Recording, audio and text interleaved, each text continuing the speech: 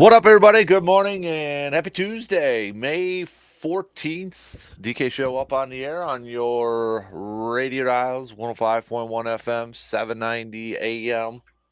Also available online, sportstalk1051.com. Stream it up over there. You got your app, download it, take it on the go.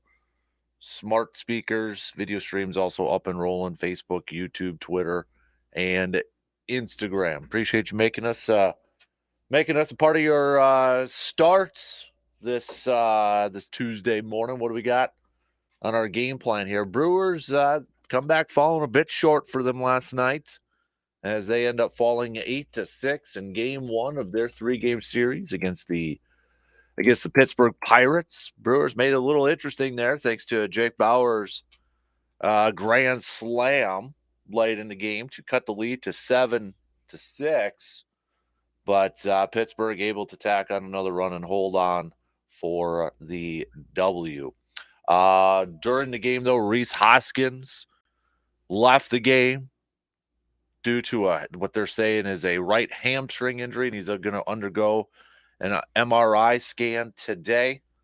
And a stint on the injury list is possible. So Hoskins has been hitting the ball well as of late here, too. Obviously, he's been, displaying the power and such, leading the team in home runs. But, maybe with, Bauer's last night hitting that grand slam, hopefully he can, if he is going to have to fill in at first base for quite a bit here, hopefully he can fill in and be that kind of hopefully fill in and provide some power in the middle of that lineup there, because that's exactly what Hoskins was doing there. So, but hey, Brewers down early in this game. They fought to the bitter end, right? They fought all the way through, and it wasn't looking good for the longest time there. But in an instant, one inning in the bottom of that eighth, it was a one-run ball game. It's just the Brewers. As Vince Lombardi maybe once said, didn't lose the game, we ran out of time. Was that Lombardi that said that? I think Lombardi said that. Or maybe that was a tall tale, a little lore back in the day. Brewers will try again tonight for game 2 of this series. Joe Ross is going to be on the mound for the Brewers. Currently right now, the Crew are still in first place in the division. Thank you to the Braves last night, defeating the Cubs there. But Brewers still 24-17 on the season. So we'll preview this game coming up a little bit later on here before the Brewers wrap up the series tomorrow. Then have an off day before they start their longest road trip of the season. So Twins also begin their series against the New York Yankees. For any Twins fans out there, speaking of Minnesota, you got a crucial Game 5 tonight for the Timberwolves going up against the Denver Nuggets. Crucial Game 5. It's crucial because, well, the winner of this series will just be one win away from moving on to the Western Conference Finals. I was going to say the Eastern Conference Finals, Western Conference Finals, and of course the loser will be one more loss away from being eliminated. So we'll talk a little hoops coming up a little bit later on as well. Going to talk some football as well. I mean, what an offseason for the Lions. Spending some cash. I mean, Tom from across the pond, our resident Lions fan there. Have you seen anything like this? Do you remember anything like this when it's come to your Lions spending this amount of cash in one offseason? I mean, Sewell, you got Amon St. Brown, and then you got Jared Goff. I mean, just a boatload of cash being spent by the Lions this offseason. Bringing this up for Jared Goff's contract, because if I'm Jordan Love, I am smiling ear to ear right now. Jared Goff signing a 4-year, $212 million extension. It includes $170 million guaranteed. The $53 million average annual salary in Goff's new deal makes him the second highest paid quarterback in the NFL, only behind Joe Burrow, who's at $55 million. Now, again, remember, when it comes to these contracts in the NFL, you can look at it a couple different ways. You can look at the average annual salary and kind of base it how high that player's paid. You look at the guaranteed salary. You look at the total value of the contracts. There's different ways, and agents will spin it to say my client is the second highest paid quarterback average annual salary, but the real money is where the guaranteed portion of this thing is. So, but nonetheless, Jared Goff got PAID paid yesterday. And Detroit has now, this is from ESPN, rewarded 3 of its star players this offseason with over $444 million in contract extensions. Boatload of cash being shelled out by the Lions this offseason.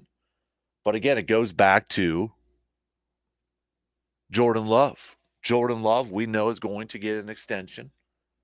We think it's going to be at some point this year, whether it's going to be this offseason or maybe, during the season or such. But it's going to come. It's absolutely going to come. And he's got to be feeling pretty good right now. And his agents got to be feeling pretty good. Who says you can't buy Love, right? So I don't know if he's going to, get a similar contract to Jared Goff. Could he get more guaranteed? Could he get more average, per year? But, when we talked about this, was it last week, maybe 2 weeks ago, about Jordan Love's potential contract extension?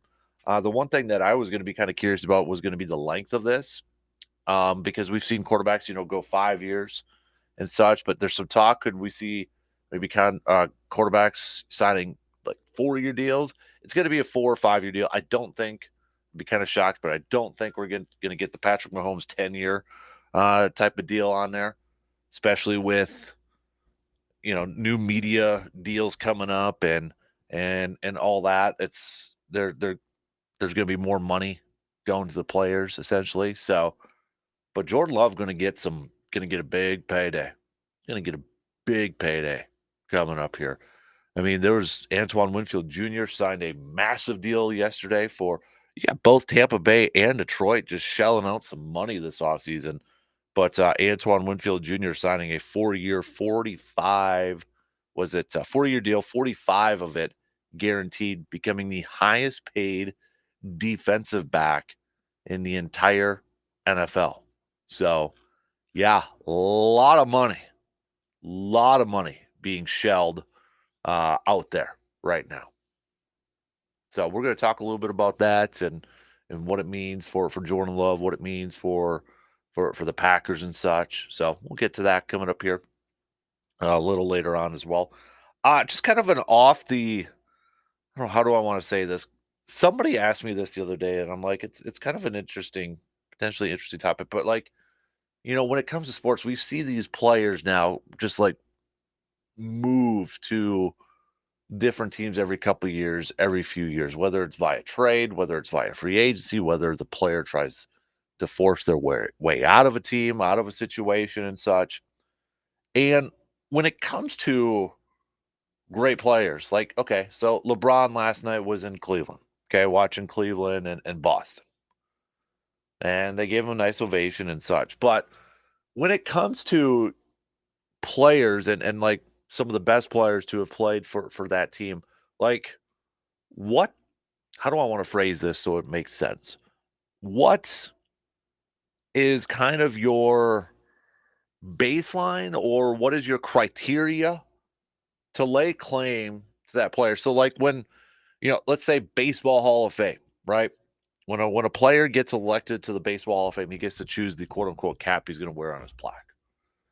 And that's kind of your lay to claim, or the player kind of lays their claim to, okay, I want to be recognized with that team. You don't have that when it comes to football in the Pro Football Hall of Fame. I know Packers fans like to have a little back and forth with Raiders fans when it comes to maybe like Charles Woodson. Charles Woodson was a good player, but maybe solidified his Hall of Fame career when he was in Green Bay. So Packers fans like to lay claim to him. Say maybe with little Reggie White and such.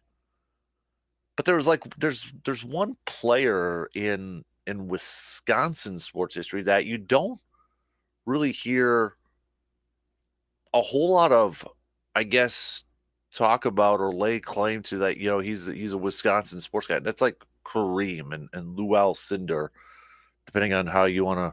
I've been called to the carpets, a few times. Well, it was Lou Cinder when he played for the Bucks, and it's Kareem Abdul. Y'all know who I'm talking about, Kareem. We'll just leave it at Kareem. But I mean, when he was with the Bucks, championship, 3 MVPs when he was with the Bucks. Yet we all view him as a Laker. I view him as a Laker too, and that's just because what you kind of view him or you see clips of mostly. But I mean, that's a heck of a career for just the 6 years when he was with the Bucks. It's 3 MVPs and a championship. So, what is that criteria? Or does it even matter anymore? Maybe that's the other question. That's where I was kind of having this discussion with somebody the other day. Does it even matter now in this day and age when it comes to sports and players playing for these teams? Because players move around so much that doesn't, maybe teams can't lay claim to their players anymore. Because like the Hall of Fame, football does it a little bit differently. They've got a certain criteria and such. And I mean, because there's a lot of other players, they'll keep tabs, Pro Football Hall of Fame, or when you get to that Hall of Fame class, when it gets to football, they'll say, so this team now has X number of Hall of Famers, in the Hall of Fame, players in the Hall of Fame. I believe the Bears are still leading. The Packers are in second, I believe. You add up all the individual players that maybe at one time played for teams, then the numbers are different.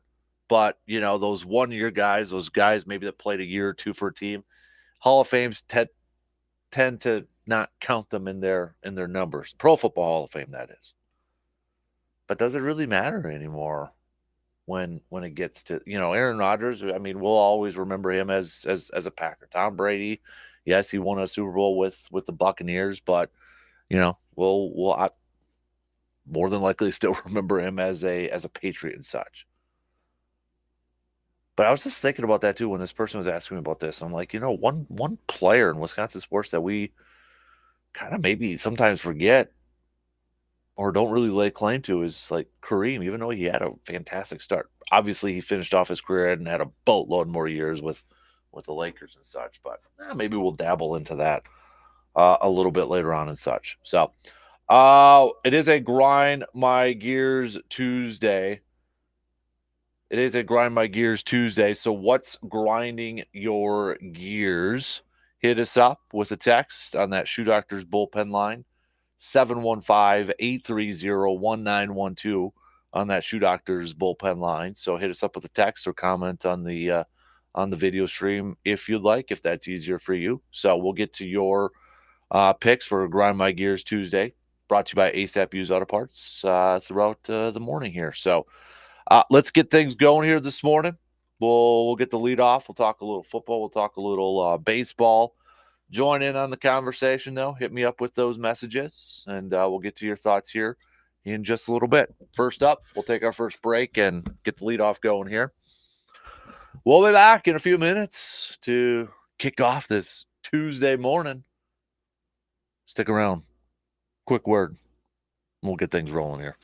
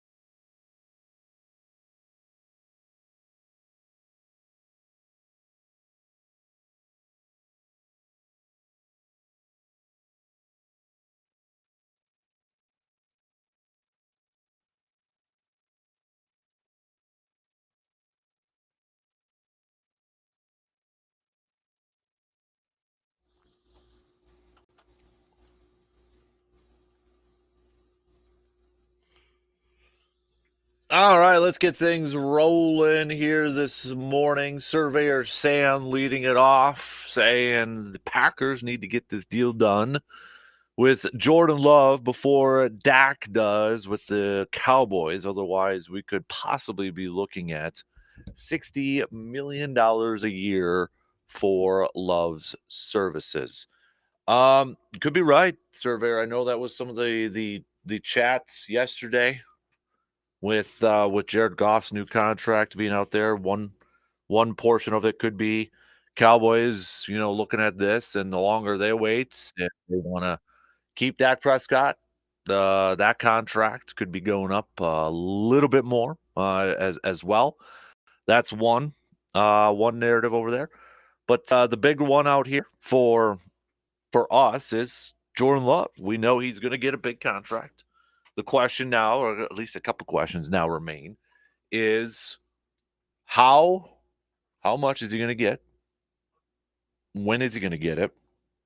And there's different factors into it too. So like Spot Track, when you look at it, there's over the cap and there's Spot Track and such. But just to make it a little bit easier, we're using Spot Track because they've got, when it comes to these NFL contracts, you got to look at different areas like cap hits, total cash, base salary, total value of the contract, signing bonus, guaranteed portions of it, right? So I mean, that's why you're going to get different spins when it comes. It's going to come from the agents and such, but like you're going to get a spin like Jared Goff. Jared Goff is now the second highest paid quarterback in the league.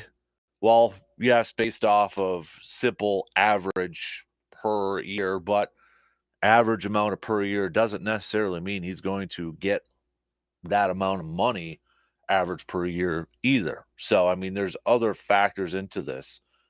So when you look at total guaranteed, I mean, Deshaun Watson's contract is just, that still is, it just, I think everybody is scratching their heads here. So he's got $230 million guaranteed, Deshaun Watson. $230 million. Joe Burrow is next at 219. Then it's Justin Herbert at 218 and change. Lamar Jackson's on there. Jalen Hurts is on there as well. Jared Goff, I think, is he's number 6 now with his newest contract at $170 million. So you look at that portion, guaranteed money, kind of, that's one area to look at when it comes to quarterback valuations. You can kind of look at, base salaries too, like Deshaun Watson's base salary is $46 million. I mean, some of these numbers are just astronomical at this point in time. So, but we kind of have a good idea. We have a good idea of probably when we look at some of these deals out here, just to kind of get where Jordan Love is going to be at. I think the question now is Jordan Love going to make more than Jared Goff, maybe in terms of total guaranteed salary? Could he crack that top 5? If we use these 5 quarterbacks as looking at the total guaranteed portion, because that's the money that they're guaranteed to get.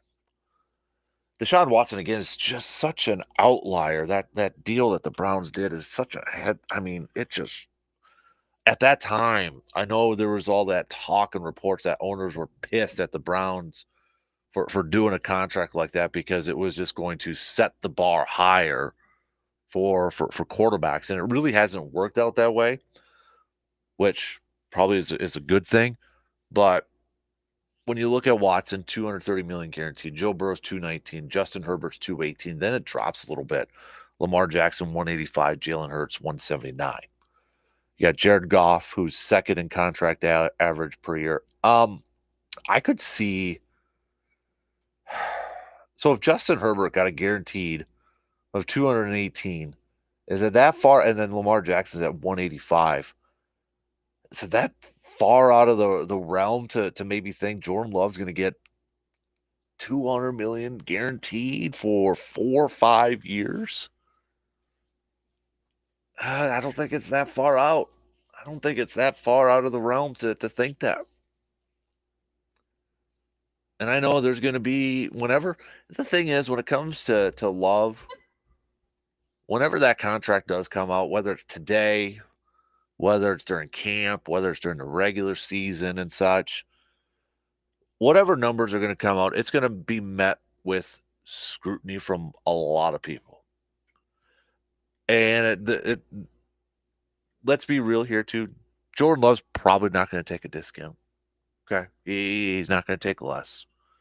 Odds are that's probably not going to happen. Now, there may be certain spins to it from his agents or such, like saying, hey, so Jordan took, a little bit less money to help out the team. Yeah, well, okay, in this one area it's a little bit less, but it made up for in this other area. So did they really take less? There's so many different other things to look at here. But I don't think it's going to be out of that norm. Maybe Jordan gets $200 million guaranteed, right in between Herbert and Lamar Jackson.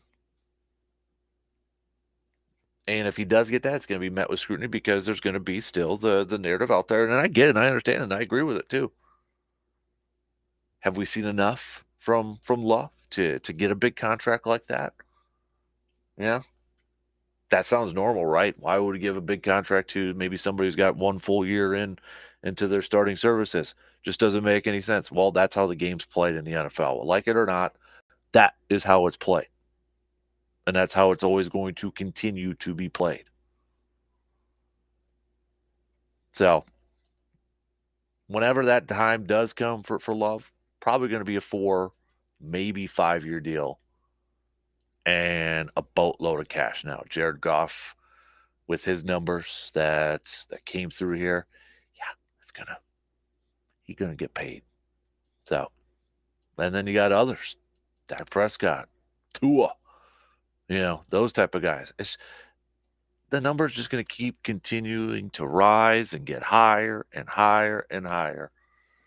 Whoever sets the market, if Jordan Love resets it, if it's Dak or whoever, next quarterback up for a contract's going to break it or get, right around there too. It's just, it goes up every single year. Every single year. We shouldn't be surprised at these contract numbers anymore.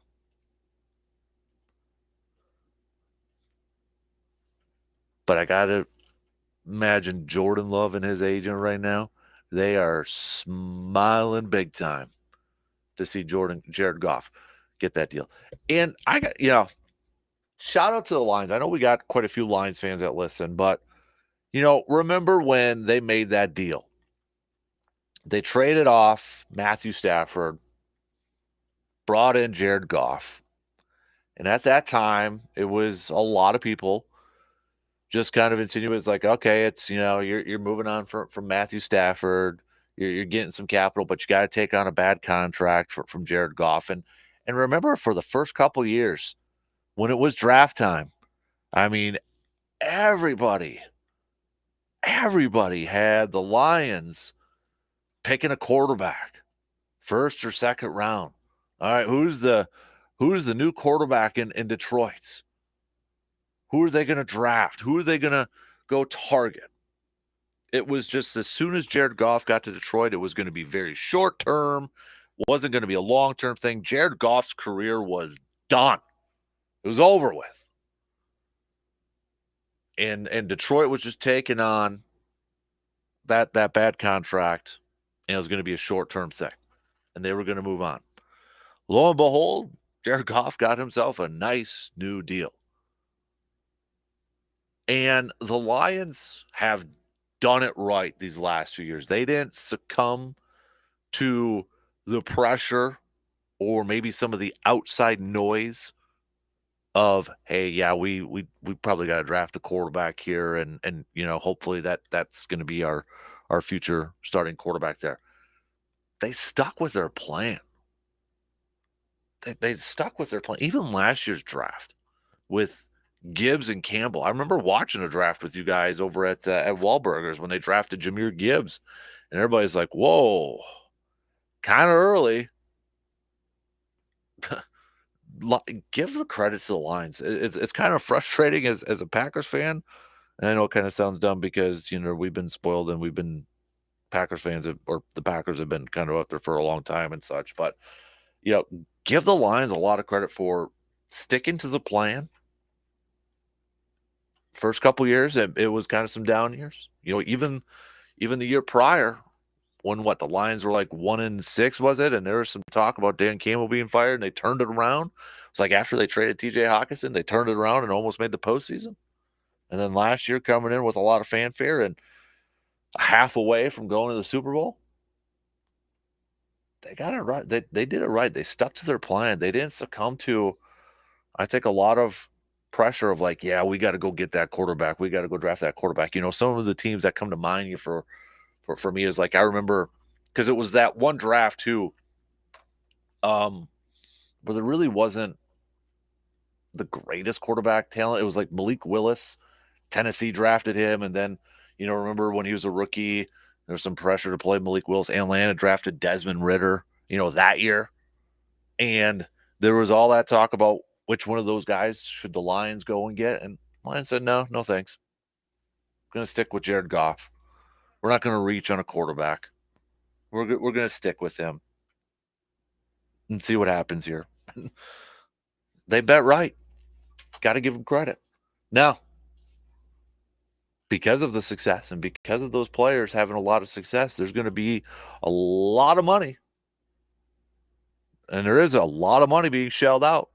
That's the downfall of having a successful team and players playing at a high level. That means now you got to start to invest in them and keep them around. So now we'll see if, with all that money they've been shelling out to just a couple players, can they keep that core attached? Can they still keep a talented team around them and maybe get to a Super Bowl or even get back to the playoffs and such? A couple more texts with love here. We've got Jim saying Jordan Love's definitely going to get paid this year. I just hope it works out like they did when they invested in Rodgers in 2008. And remember, too, when they invested in Rodgers in 2008, they, what was that, 7 games in, and they made him the 4th highest paid quarterback in the league at that point. Ended up working out. Ted Thompson got that one right, giving him a new deal over there. But I think there's still, is it fair to say, let me rephrase this. When it comes to Jordan Love, Packers fans, do you have all the confidence in the world in him now that he's the man after last year, or is there still a little bit of apprehension? And I don't care what your answer is. I'm genuinely curious where you're at when you look at what Jordan Love did last year, and you look at the final line. On one hand, the first half started off a little slow, really kicked it into gear in the second half, right?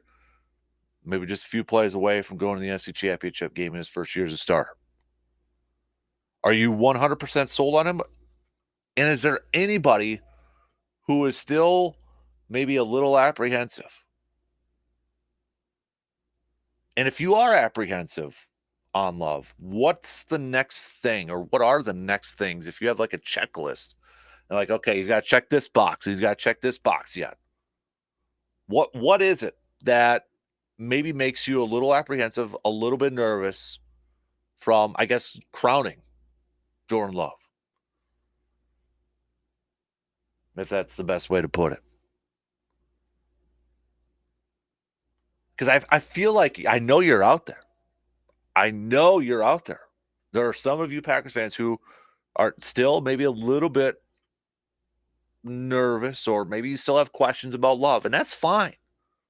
Okay, I'm not calling you out. I'm genuinely curious to know, like, what is it that you still want to see from Love where you're like, okay, yeah, that's the guy.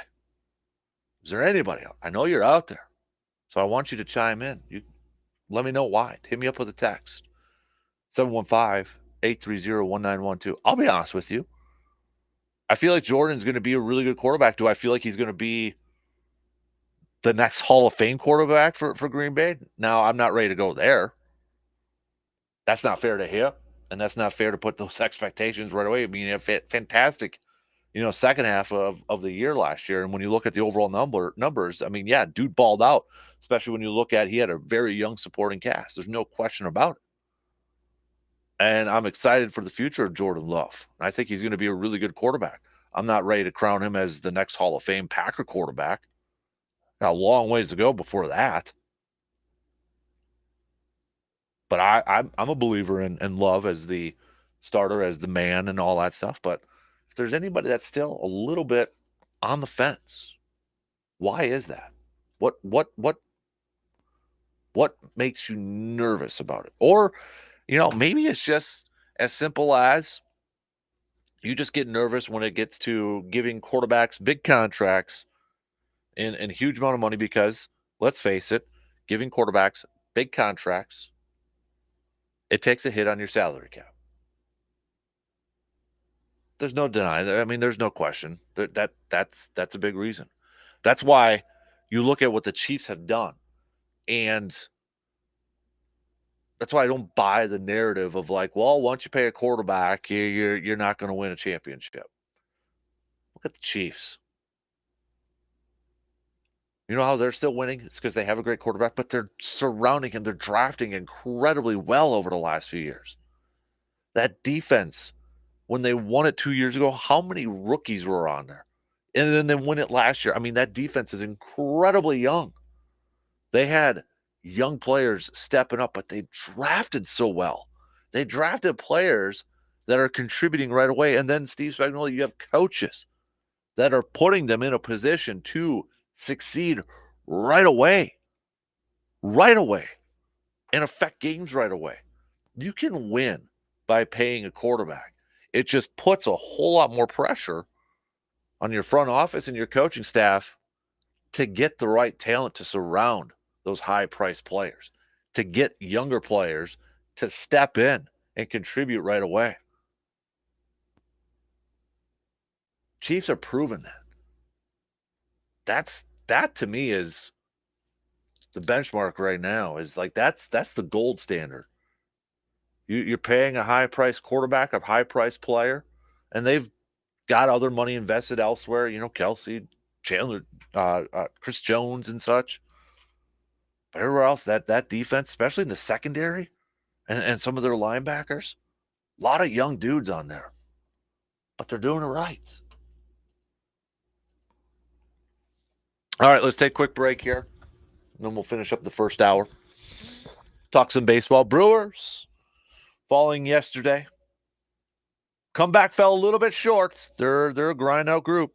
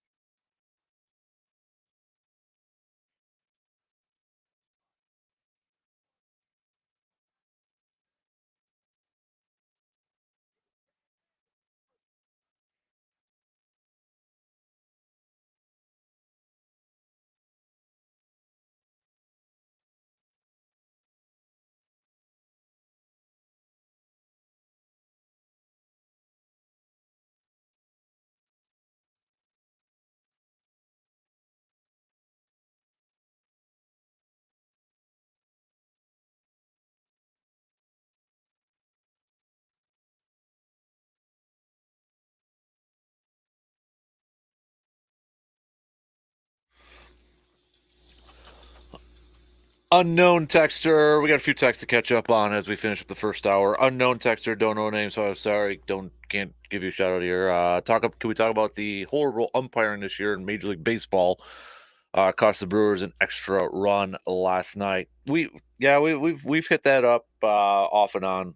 Kind of talked a lot about it last Thursday and such. I don't know if you're referring to the run. Was it the Reynolds home run in the ninth last night? There was one fan. I don't know if anybody was listening, but throughout the whole game too, yeah, there were some issues with the home plate ump and such. But there was one fan that was constantly on the mic. I did hear him say, "You're worse than Angel," which was like, all right.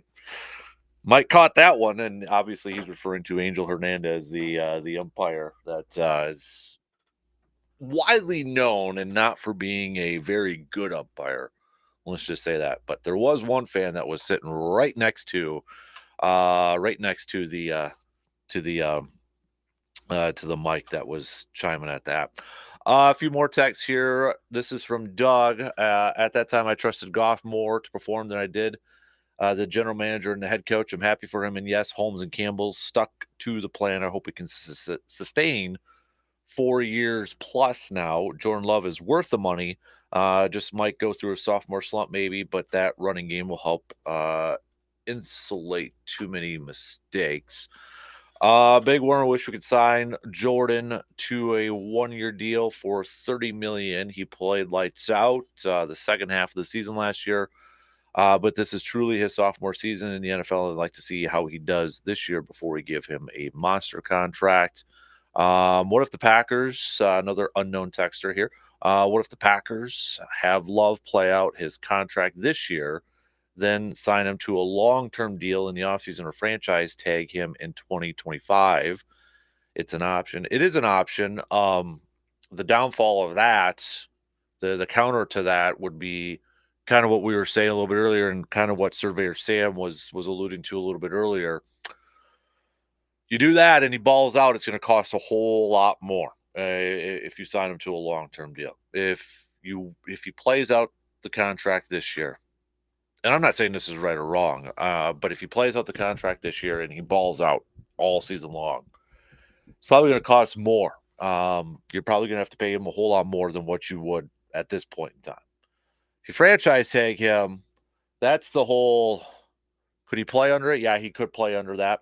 But then you have the whole scenario of like now you pissed him off, and there's going to be drama and all that sort of stuff. I mean, you could do the non-exclusive franchise tag where you could do the non-exclusive or the exclusive franchise tag. You know, the difference between the two is one, he can't negotiate with any other team. The other one, he could negotiate, but then a team would have to send 2 first-round picks. I mean, franchise tag players hate franchise tags, and that just causes drama. So that's the counter to all that. C-Bomb prediction: 6 years, $360 million, $250 million guaranteed. Like it or not, that is what I think they do. Expensive now, but likely cheap in the landscape in 3 to 4 years. And that's the thing. I mean, these contracts are going to look cheaper. You're right, C-Bomb. In the next couple of years, these contracts might look like bargains when the new media deals kick in a couple of years. And that's why there's a lot of talk about these contracts maybe only going 4 years. So these quarterbacks and these high-priced free agents can go out there and hit the market again and take advantage of what's expected to be a huge jump in the salary cap in the next few years after the NFL signs these bajillion-dollar media deals. It's shared revenue after that, so more money goes into the salary pool, into the salary caps for these teams, more money for the players, and it starts with quarterbacks. So, yeah, that's the one area where you see a lot of these teams. And Green Bay's notorious for trying to get deals done a little bit earlier so it looks like bargains later on. They've done it how many times? Especially under, like Ted Thompson. I mean, the 2 players off the top of my head right away that I could think of is when they signed Jordy Nelson to a long-term deal. It was at the beginning of the season. I think it was like in October. Was it October? Back in 2010, 2011, somewhere around there, 2012. I don't know. But I just remember it was around October, I think. He signed it. He went on to have a good year, and then it was like, yeah, that Green Bay got a bargain after that. I think it was Devontae too. After he signed, I think it was towards the end. Yeah, it was towards the end of his season. It was like Ted Thompson's final year. Green Bay locked him up, and then it was like, yeah, Devontae. After a year, it was like, yeah, Devontae. Green Bay got Devontae cheap compared to what those receiver contracts were going for, and then Devontae wanted a bigger deal, and that's why he's kind of with the Raiders right now. Don't need to relive that drama. I know that he was on a podcast with Max Crosby a couple weeks ago talking about that too. So, but no, could they have him play it out? Yeah, they could. Then Jordan Love could go out there and ball out, which would be a good thing for Green Bay, but then it'd be more expensive on a business side. Could they lock him up now and hopefully it looks like a cheap bargain later on? They could do that too. Odds are they're probably going to sign him to an extension at some point this year. So, all right. Keep your comments coming. Keep your texts coming. Hit us up, 715-830-1912 on that Shoe Doctor's bullpen line, or you can hit us up on the chats on the video stream there. We'll talk some Brewers coming up next hour. Crew falling last night to the Pirates, 8-6. Try again game 2 tonight here. Rhys Hoskins sounds like he's going to be missing some time, though, after suffering a hamstring injury last night. And considering, he's coming back from an ACL injury that made him miss all of last year, there is some concern about that hamstring injury. Maybe he's going to be out a little bit longer here. But Rhys Hoskins, you look what he's been able to do for this team in the middle of that lineup and kind of give him a power presence in the middle of that lineup, leading the team in home runs with 9 this year. Where's that power going to come from? Could it be Bowers? Bowers had that grand slam last night. He's going to get probably a bigger opportunity now. A lot more playing time with Rhys Hoskins expected to miss some time. He's going to go under an MRI today, but an IL stint is probably likely for Rhys Hoskins. And just that, when it comes to those types of injuries, we'll see how, if they can be a little finicky and such. But nonetheless, we'll finish up the first hour with Morgan. Good morning. Hey, Kasper, what's a good word? I got nothing. Speaking of finicky injuries, are you nursing anything right now, or are you good to go? I'm good. No injuries at all? Mm-mm. Now, do you consider like periphery things, sports like gaming, esports? Like if you're a sports guy, you get into the sports world, do you consider things like that part of the sports conversation, or are you not sold yet? Esports is becoming such a huge thing. I think it's part of the conversation. At Stout, they just had national recognition for some of their esports too. Chippewa Falls High School, I think, won some state championships too. So you're on board with that? You think it's possible, or is it still outside of the orbit for you? I'm open to. I'm on board, I would say. Yeah. Okay. Yeah. What about the dog show? I think there's sports now is just becoming so many different levels. Like, is hunting and fishing considered a sport? Well, they've always had, you remember when you were a kid on the weekend, you would come across those fishing shows that were on? Oh, yeah. Just watch people fish all day. TNN. Yep. I remember those, watching those when I was young. So Wow. that's always been considered, but that's kind of an individual sport. There's less competitive arenas for stuff like that. It's more like you would watch people. Bassmasters Classic's pretty competitive. Well, true. I mean, they're in moments, but generally you do it as an individual thing. You don't necessarily do it as a competitive thing. Obviously, if you get the trophy buck, you're happy and that kind of thing. Right.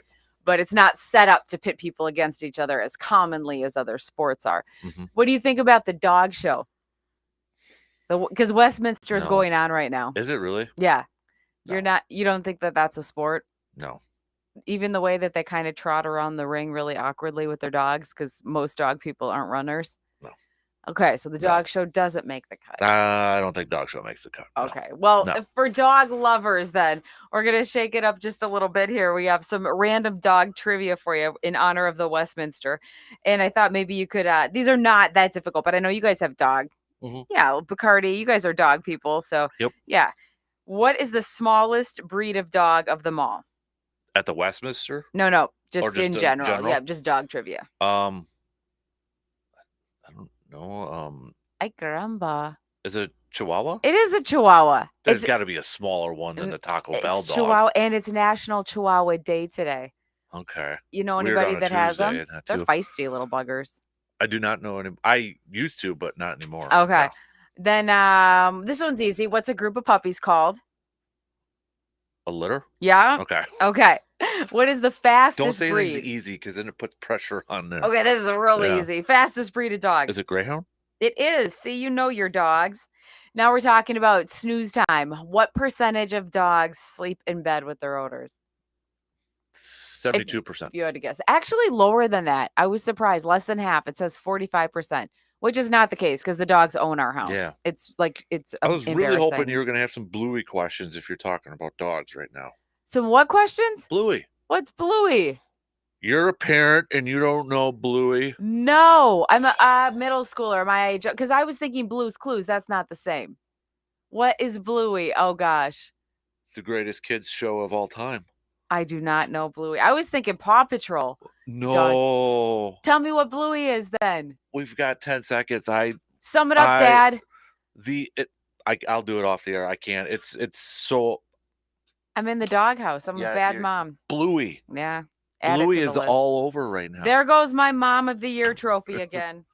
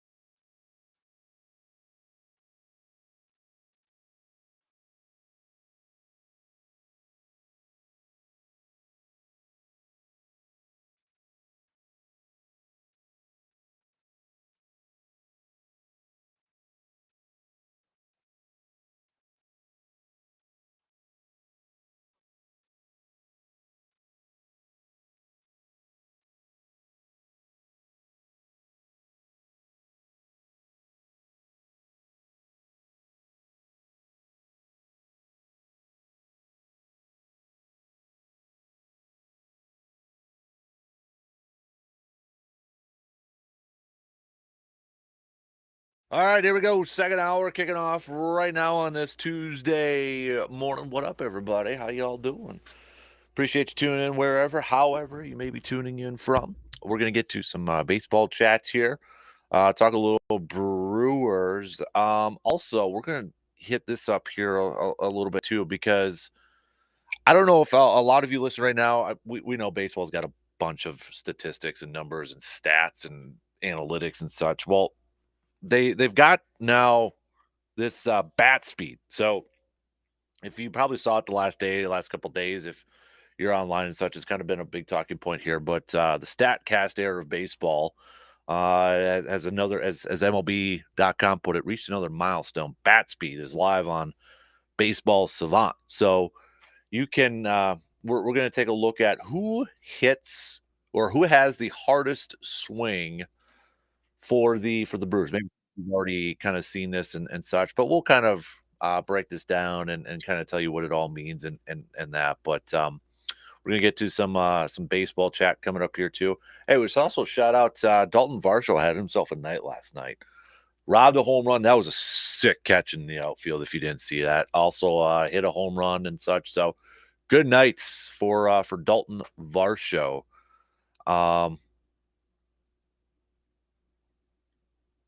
I was reading some other text coming in here too. So, but it was a good night for Dalton Varsho last night. If you haven't seen that catch, go look it up. It's pretty darn sweet. So, well, we'll get back to some more Packers chat here. Quick text from David. David saying that too many fans trying to be cute and trying to overthink this contract for Jordan Love. He's going to sign it. It's going to be a big deal. Just get it done and move on. Don't overthink it. Everybody tries to play general manager when it's not that hard. He's going to get a big deal. Let's just move on and live with it. Yeah, he's going to get a big deal. And I don't think Green Bay is going to overthink it. And I don't think they're going to try to get cute with him at that point either. So, also, we're going to talk some Badgers. We got RJ Cardinal coming up next hour.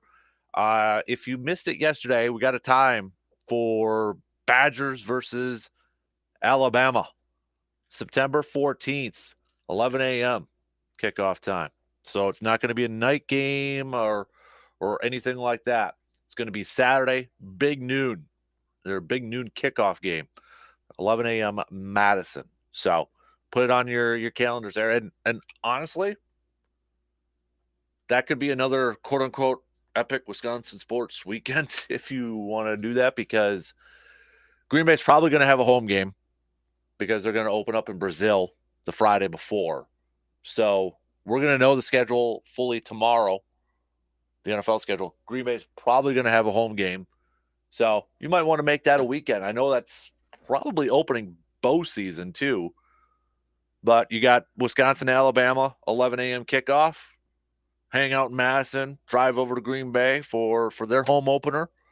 So might not be a bad football weekend over there. We do have a couple more games. So yesterday I was kind of wondering if they were going to leak some more primetime games and such. And they did that last night, and they did it this morning. So last night, we got Tom Brady's. This is how they're phrased it. Tom Brady's first call. It's going to be Cleveland visiting Dallas. So that's going to be Tom Brady's first game on Sunday, America's game of the week or whatever Fox calls it. And then this morning, they released a week 2 matchup. It's going to be the Bengals visiting Patrick Mahomes.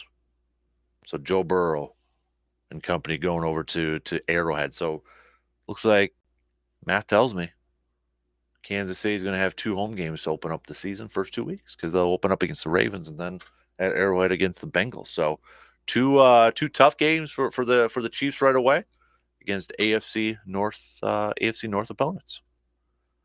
Haven't seen any realistic leaks out there when it comes to the Packers schedule and such, but anything does pop up this morning, we'll let you know. We're gonna find out. We'll find out some games. I think for the Packers when we're on the air tomorrow. I think we're gonna get some leaks. Maybe we may even get some leaks today. We may even get that this afternoon and such. So we'll keep you posted though if anything does happen to drop here. So But we'll talk, going back to the Badger thing, we'll talk to RJ Cardinal about that matchup and such. I know there were some Badger fans a little surprised that it ended up being an 11 a.m. kickoff instead of a primetime game over there. But, hey, maybe for some fans they prefer it. If they want to make a weekend out of it, knowing that, because I think Green Bay is going to have a home game. So it might be a pretty epic football weekend. No doubt about it. All right, let's talk some baseball here. So you got this bat speed statistic now that's kind of been the talk in the baseball analytics world out there. And MLB.com has it broken down to who takes the hardest swing on each MLB team. For the Brewers, it is William Contreras. He's apparently 74.2 miles per hour. The young catcher has been among the elite hitters at his position since being acquired in the 3-team deal that sent Sean Murphy from the A's to the Braves before the 2023 season, and his bat tracking metrics back it up. Contreras leads his club in fast swing rate and competitive swing rate, as well as an average bat speed. It's also interesting to note, too, his brother, Wilson Contreras, I know he's hurt right now for the Cardinals. Wilson Contreras also leads the Cardinals in this metric here. The player that has the highest average bat speed is the only player that's at 80 miles per hour. That's Giancarlo Stanton. He's 80.6 average bat speed. O'Neal Cruz from Pittsburgh is second at a 77.9. Then it's Kyle Schwarber, 77. Where does Contreras' numbers rank up across the rest of Major League Baseball? It would be, where's he at here? I'll find it. I'm trying to scroll through here. So where's he at? 74.2. So you're looking at, well, actually, this has been updated now. So Contreras, this is actually live update. So now it's Joey Ortiz is here at 74.4, and now Contreras is at 74.3. So Ortiz bumping up a little bit more. But some other notable Brewers on this list, you got Jackson Chourio, who's actually at a 73.2 percent on here. What are some other Brewers on here? Rhys Hoskins was at a 71.8. Where's Yelich on this list? Can I find Yelich here rather quickly?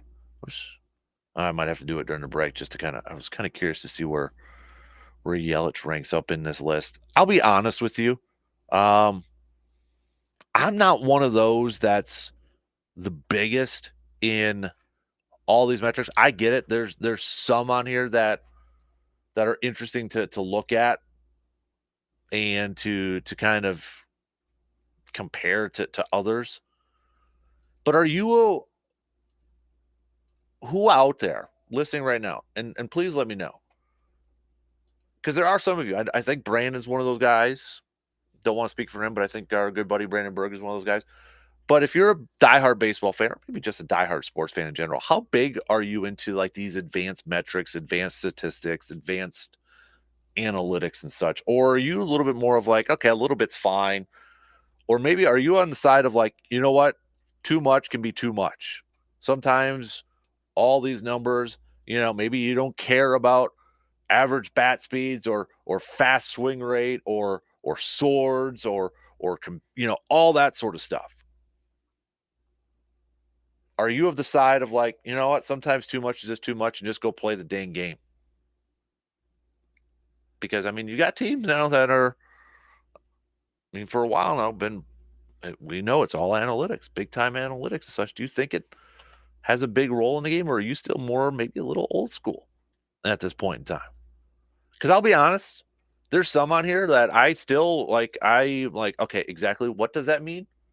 I'll have to kind of look it up, especially when it comes to baseball. It's like, oh, yeah, okay. Football's getting there with Pro Football Focus the last few years. And this was been what year is it? 2024. So this was over 10 years ago. This was over 10 years ago. Um, I actually applied to work for Pro Football Focus, and they sent me the stuff, and I had to do like a training and a test and all that. And I think I still have all that material. I mean, it's probably way outdated. It's over 10 years ago. That is way too much for me. What they tested me on, what I didn't even finish it, and I just said, yeah, you know what? No thanks. I mean, it is in depth data entry, looking at every little thing. Kudos to people who can do that. But part of it was like the video feed they sent me. I was like, I can't even see the jersey numbers from these players. You want me to try to find out? You can't even see the dang jersey numbers on there. How are you supposed to do that? It was supposed to be like a part-time thing. It was like, no, that's way too much time. So I mean, they go down to the tooth and nails of this. So credit to all that, but I feel like sometimes regardless of the sport, it gets a little too analytical. And I think sometimes you just gotta go with your gut. You gotta coach with your gut and such. But man, I feel like every week, every month, there's a new number, there's a new advanced metric, there's a new statistic out there or something that is just popping up. It's like, oh, okay, now we got to learn about that. So, back to the one texter who said about the baseball umpiring, and I know that's again we not to rehash it because we talked about it quite a bit the other day and such. But if you noticed too, I saw this. It was when Craig Counsell got thrown out in his first game as a Cubby. And we saw this when Pat Murphy got ejected and such, but I saw this yesterday with Counsell when he got ejected, and he got ejected by the first base ump. It was, and the guy was just like animated, just so animated towards Counsell. Have you noticed? And maybe it's just a small sample size, and I don't want to say this is all across the board, but have you noticed, like even like baseball umpires right now are just like maybe getting so animated towards the managers, like maybe they're just enough with the crap of us getting yelled at and such. We're not just going to take it anymore. We're going to go out there and kind of fight back, if you will. But I feel like I've noticed more umpires this year too, like not taking any crap, or they're dishing it back to these managers or to these players. Like, back in the day, you could just scream at the umpire, that felt like, and you're not going to get a reaction from them. And maybe it's a recency thing, or maybe I've just seen, just a few of them out there, but it seems like, I don't know, this year, more umpires kind of dishing it back and getting into these arguments. Anybody else kind of notice that? Anybody? I don't know. Another texture here. Don't have a name. A lot of those metrics can be a good way to track improvements when you're targeting your mechanics, but I like the eye test to judge talent. So, all right, let's take a quick break here. We'll get back to some more baseball talk. Brewers, game 2 of their series with the Pirates tonight. Joe Ross is on the mound for the Crew. We'll take a look at some of the matchups and such. Will the Brewers will they be able to get a victory here and hopefully go for a series win tomorrow on a getaway day? We'll preview this game coming up after these quick words.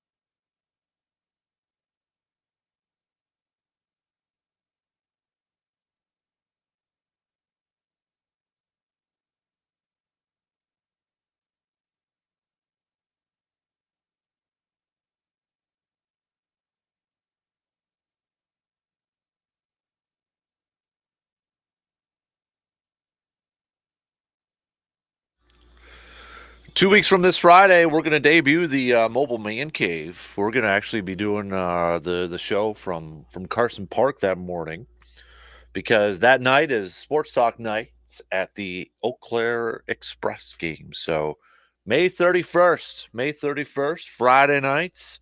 Grab your tickets, or you can enter to win some tickets by visiting sportstalk1051.com. Just click on the Fan Cave tab over there.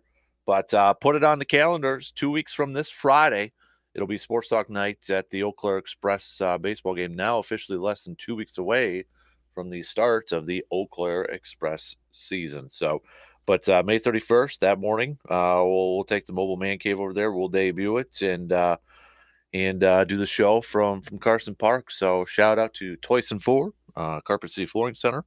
Excited to get that putting green carpet put in the back there. We've got Woods and Water Realty, the Elbow Room as well. So shout out to the mobile man cave sponsors for this year. Let's talk some baseball as we approach the bottom of the hour this morning. This was some Brewers offensive statistics, courtesy from Sophia Minert before the game yesterday. Through 40 games, the Brewers, these are National League rankings, okay, NL rankings. And some of these probably went up from last night, but third in runs per game, third in OPS, third in home runs, third in stolen bases, eighth in total team ERA, 10th in starting pitching ERA, and fifth in relief pitching ERA through the first 40 games of the season. We did the whole first quarter thing yesterday, right? So there's no doubt, I think, when you talk about this Brewers team and, to kind of maybe go back to the first quarter thing, what's been the biggest surprise to you in the first quarter of this Brewers season? That's something we kind of didn't hit on yesterday, but if I threw that out there now as a question to you, what would be the biggest surprise through the first quarter of the season from this Brewers team? Oh, we got another really quick. We got another. We got the first. Is this the first Monday night game? They're gonna try it again. The first Monday night game, Jets 49ers. So yeah, because they opened it up last year Monday night with the Jets, right? And okay. So they're gonna try that again. We got Jets 49ers. Where's this one at? Is it in? I don't know either one. Or is it? Okay, is it in? Yep, at San Francisco. Okay, so all right, got another one that's leaked out there. Jets 49ers to open up the season, or to open up Monday Night Football. So anyways, back to baseball. First quarter of the Brewer season, what would be the biggest surprise to you? Maybe like a pleasant surprise. I think for me, it would be the offense. I think it would be just, when you look at some of those numbers that we put out there, the amount of runs they've been able to do, they are stealing bases, something we were kind of hoping to see this year and speculated about. Yelich, when he's out there and healthy, Contreras and some of the eye-popping numbers that he's been able to put out there in the first 40 games. I mean, he had 3 more hits last night, for crying out loud. He's up to a 354 average. So I think for me, the at least on the short list, one of the top ones out there for biggest surprises in the first quarter of this Brewer season, I'm going to say the offense overall. And this has been a group. Remember, this has been a group for the last couple of years. We've wanted to see some improvement. We've wanted to see, strides and just getting better talent and maybe changing up the I don't know, the strategy and the philosophy a little bit. And so far, they've done that in the first quarter of the season. So, looking at tonight's game, you've got Joe Ross on the mound for the Crew. He's 1-4 with a 4.75 ERA so far this season. Quinn Preister is going for the for the Pirates tonight. He's 0-3 with a 3.86 ERA. Not a ton of Brewers experience going up against Quinn. It looks like just maybe a game's worth for a couple of these guys. A little bit more experience when you kind of do the matchups with the lineups going up against the starting pitchers here. A little bit more experience with some of these Pirates players. Actually, maybe just no. McCutcheon's easily got the most. He's got 15 at bats and he's got a couple home runs against Joe Ross through his career, and 5 RBIs. So he's hitting 333 and a 1.145 OPS. You got other guys on here like Reynolds, who just killed it last night. But he's got 4 at bats, hitting 250, but at 900 OPS against him. And then you got, Yasmani Grandal's got 4 at bats, and he's hitting 500. So I mean, 2 for 4. You can do the math there. And then you got some other dudes on here who got just a couple at bats over there too. But when you look at it, Quinn in his last 3 games here for the Pirates, he's coming off of back-to-back losses. His last game was against the Angels back on the 7th, where he went 4 2/3, gave up 3 earned runs, 7 hits. They also picked up a loss against Oakland. I don't know if I would consider this a losing effort. Again, one of those lines, unfortunate ones there, but he went 6 innings, just 2 earned runs. And then no decision against the Giants back on the 26th, where he went 6 innings, no earned runs, and given up just 3 hits with 6 strikeouts. So he's looking for his first win. Joe Ross is looking for his second win, but it's been a bit since he's had that first win. You're looking at his last couple starts here. He's coming off of a loss against Kansas City, where he went 5 innings, giving up 5 hits and 3 earned runs. Cubbies, no decisions, 6 innings. It was a solid day for him. 6 innings, 1 earned run. Then back on the 27th against the Yankees, where kind of got tattooed a little bit there. 5 innings, 8 hits, 6 earned runs, and issuing 3 walks over there too. So you got a couple guys here that, haven't been awful this year, have had some bad luck and such, but definitely maybe looking for a little bit of a bounce back performance tonight here. It'll be interesting now. I'm expecting that we're going to probably get some news today that Rhys Hoskins is going to be put on the injury list with his hamstring injury that he suffered last night. So he's probably going to be put on the injury list. And I got to imagine we're going to see more from Bowers over at first base. Could we see Sanchez maybe getting in the lineup a little bit more, playing some first base over there too? What's going to be that roster? Could we see Tyler Black? Could we see Tyler Black back at the major league level, playing, maybe getting some time over there at first base? So I know it's not official yet. He's going to undergo an MRI, but a stint on the injury list, I feel like, given we've seen with hamstring issues and, he's coming off of a torn ACL, at least it's in the other knee, it sounds like. But sometimes we see that, right? When it comes to injuries on one leg, you kind of have another injury to the other leg, maybe a little overcompensation. But this was later on in the season and such. So, but Hoskins said after the game, it's pretty typical to have things pop up post a pretty big surgery like that. We'll just have to see where we are at. So, but I got to imagine Bowers is probably going to get the majority of the time. And then maybe we'll get Tyler Black called up there, or maybe they'll just go with Bowers and then, once in a while Sanchez gets to start over there or get some playing time at first base. But missing Hoskins, I mean, it's going to be a loss for this team. He's leading the team in home runs. In his last 7 games, he's been hitting 273. He's had 3 home runs. He's been slugging 682. So, and he's had some big hits in these last few games here. It's going to be a loss.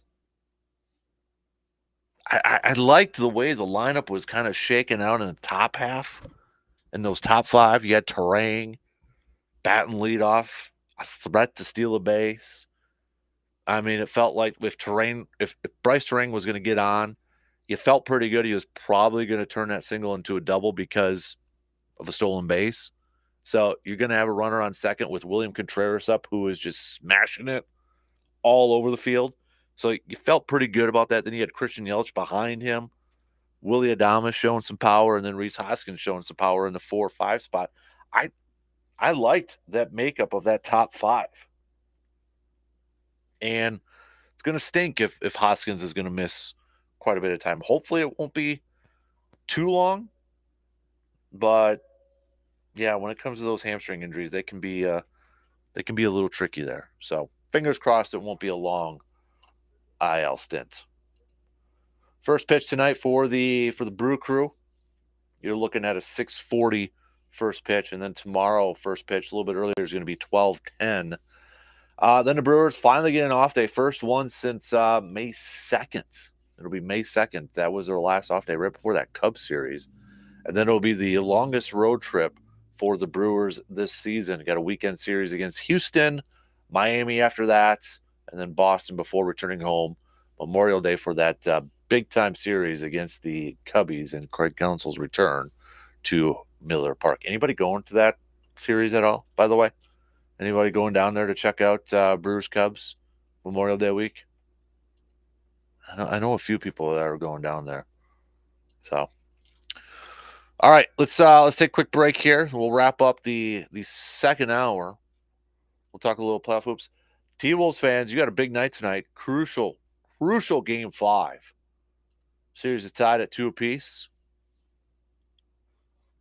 Can the T-Wolves pick up a big-time win? Or will the Nuggets put the T-Wolves on the ropes tonight?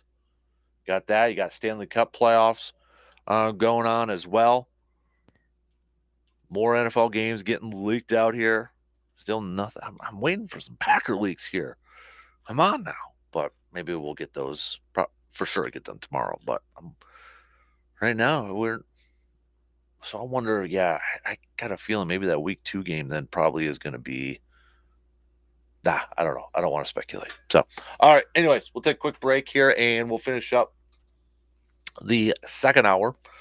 We got Badger Chat coming up next hour with RJ Cardinal. Don't forget, it is an ASAP Used Auto Parts Grind My Gears Tuesday. Send those puppies on over. Get it off your chest, all right? We'll be back after these quick words.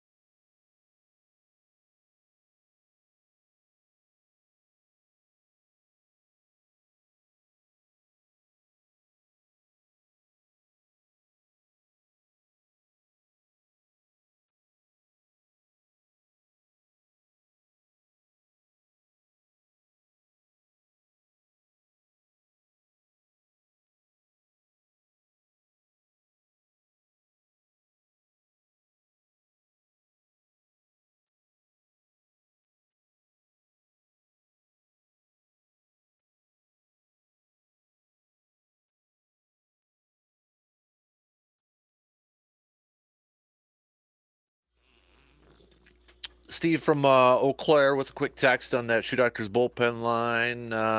What we are seeing some umpires start doing that I really don't like is going up to the pitcher's mound and listening in on the whole conversation. The home plate umpire on last night's Brewers game did that, and it was Malachi Moore who threw out a pitching coach last year or the year before for a comment the coach made during a conversation with the pitcher on the mound. That seems completely unnecessary.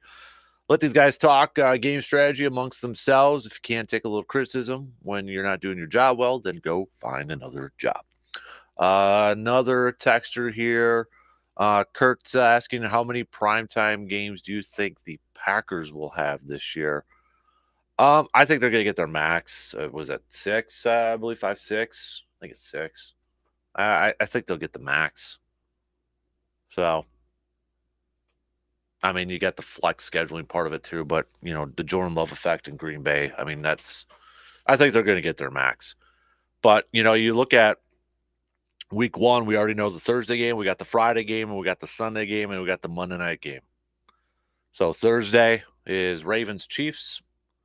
Friday, Packers-Eagles. Sunday, yeah, it's not Sunday night, it's Sunday afternoon, because it's on Fox, it's Tom Brady's game.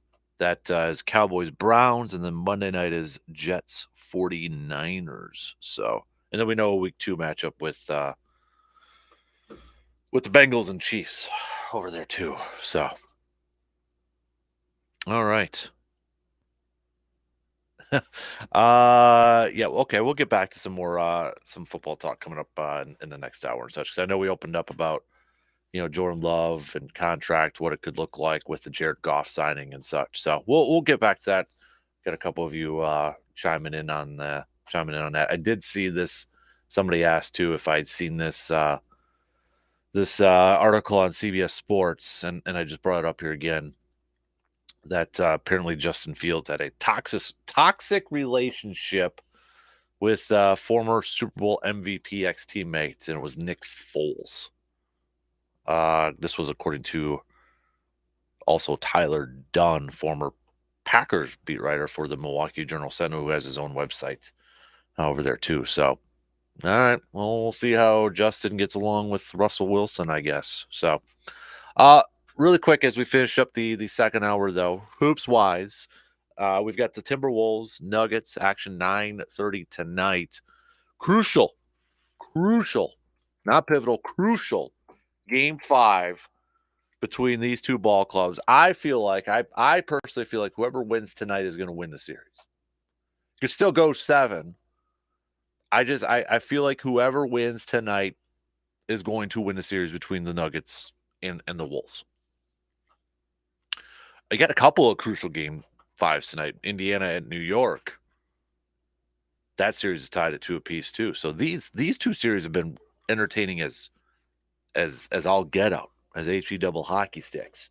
So, but I honestly feel like whoever wins between Minnesota and Denver tonight, and it's back in Denver, is going to win this series. Right now, Denver's favored by 4.5.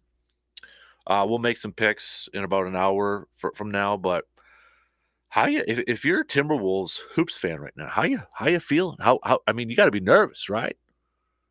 Anybody feeling confident? I mean, it's a good nervous. You're tied 2 apiece. You just dropped your last 2, and they were at home, so it's all right to feel a little bit nervous.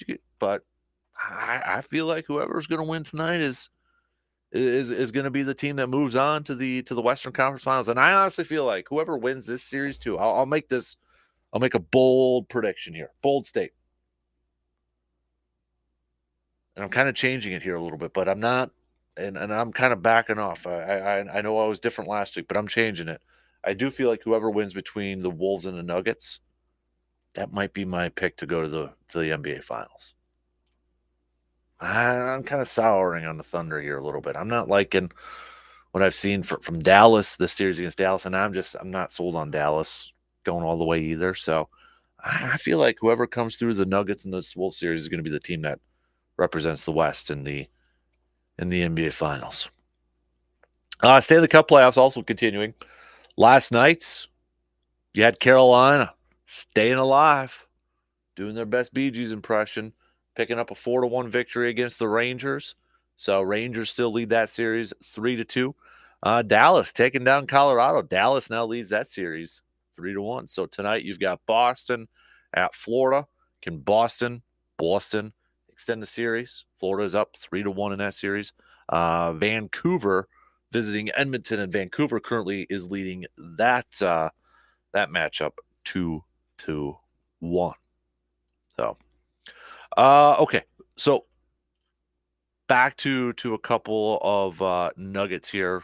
A couple of you mentioned about, or a couple questions, I should say, pass along. So we did talk about the Jordan Love, and somebody had texted. Apologies if you already talked about this, but with Jared Goff's new contract, how much do you think Jordan Love's going to make? We highlighted that quite a bit in the first hour, but I guess to kind of revisit it here for a little bit. First of all, Jordan Love's going to get paid. If you look at the Jared Goff contract, again, you look at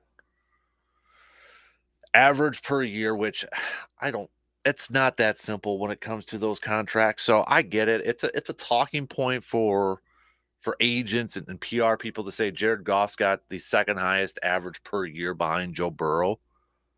But that doesn't mean he's going to be making $53 million per year. That's not. You look at signing bonuses, you look at guaranteed money. That's the main thing we look at this. And Jared Goff it was a good chunk. I mean, he's the sixth highest, I think, from what we looked at in the first hour for guaranteed money. 170, 175, somewhere around there. So when I look at that, for the guaranteed portion, I think Jordan Love's going to get more. I think he's going to get a little bit more. If I were to make a guess here, and if I were to look at the guaranteed money portion for these quarterbacks, let me bring up the whole list here so I can see it. I want where's the guaranteed? Yeah, practical guaranteed. So Joe Burrow's got the most practical guarantee, and then you got guarantee at salary or guarantee at signing and such. So, well, let's do the practical guarantee. Again, there's so many to these contracts. All right. Actually, let me just break it down by quarterbacks. I don't want to. So Joe Burrow, it's got like 219. Justin Herbert's 218.7 if we're kind of rounding. Lamar was 185. Jalen Hurts, 179.4. And then Jared Goff, more details are to come, but it's at 170. And then Kyler Murray's at 159.8. Yeah, I think Jordan Love, let's say his contract is done in the next few days or something like that. I feel like he's going to be in the top 5 in terms of guarantee. That's kind of where I'm leaning towards right now. I look at Jalen Hurts. I'm looking at that Jalen Hurts, Lamar Jackson, Justin Herbert territory. So Justin Herbert, I think the question is Jordan Love going to get $200 million? You know what? I think Jordan Love's going to get $200 million guaranteed. I think he is. I think you got that Jared Goff one at $170 million guaranteed. Then Jalen Hurts at 179. Lamar's at 185. But Justin and Joe they signed theirs more, a little bit more recent, outside of Jared Goff.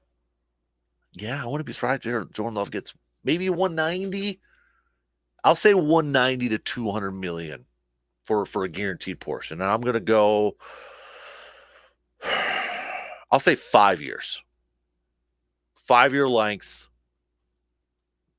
190 to 200 guaranteed. Now that's not the total value of the contract, but those are the big numbers that I'll throw out there. That's my guess.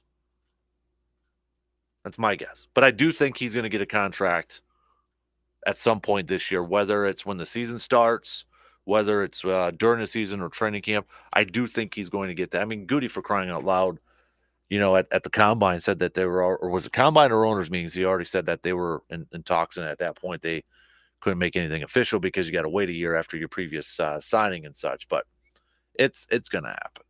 So, all right, coming up next hour, we are going to talk a little Badgers with Mr. RJ Cardinal.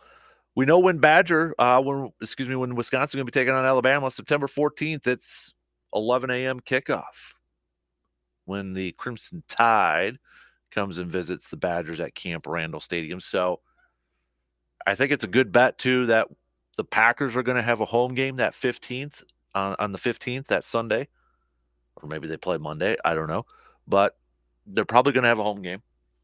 So if it is Sunday, might be a nice epic Wisconsin football weekend there because, well, with Alabama coming over, early game at Camp Randall at 11 a.m. Do what you want to for the rest of that day. Maybe head over to Green Bay afterwards or stay in Madison and such. And then you got a home game coming up on week 2. I think we're going to get a home game. I don't know if it'll be a Monday night, but considering they're going to be opening up on Friday in another country the week before, I feel good about Green Bay's chances of having a home game for the second week of their season. So, but anyways, we'll talk some Badgers with Mr. Cardinal coming up at about 8:20, 8:25 this morning. We got Grind My Gears. What is your ASAP Used Auto Parts? Grind My Gears. Last call for any of them.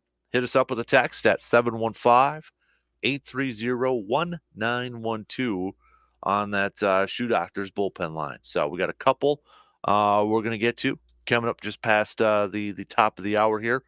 We'll get back to some more baseball talk too. Brewers, game 2 with the Pirates tonight coming off the loss last night. They made things interesting late in the game thanks to a Jake Bauers grand slam, but not able to close it out there.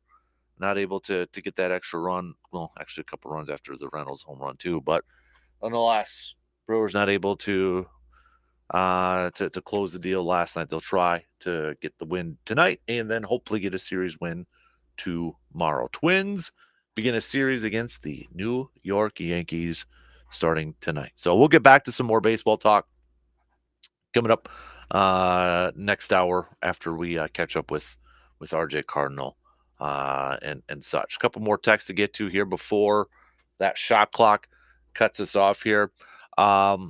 Regarding the Jordan Love contract, this is from Ben.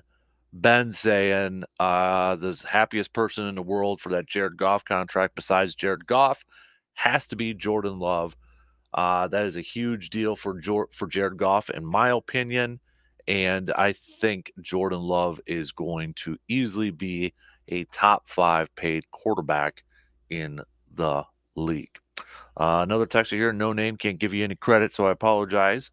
But Jordan Love is definitely going to get a huge payday. Not saying I necessarily agree with it, but I understand it is the nature of the business in the league right now.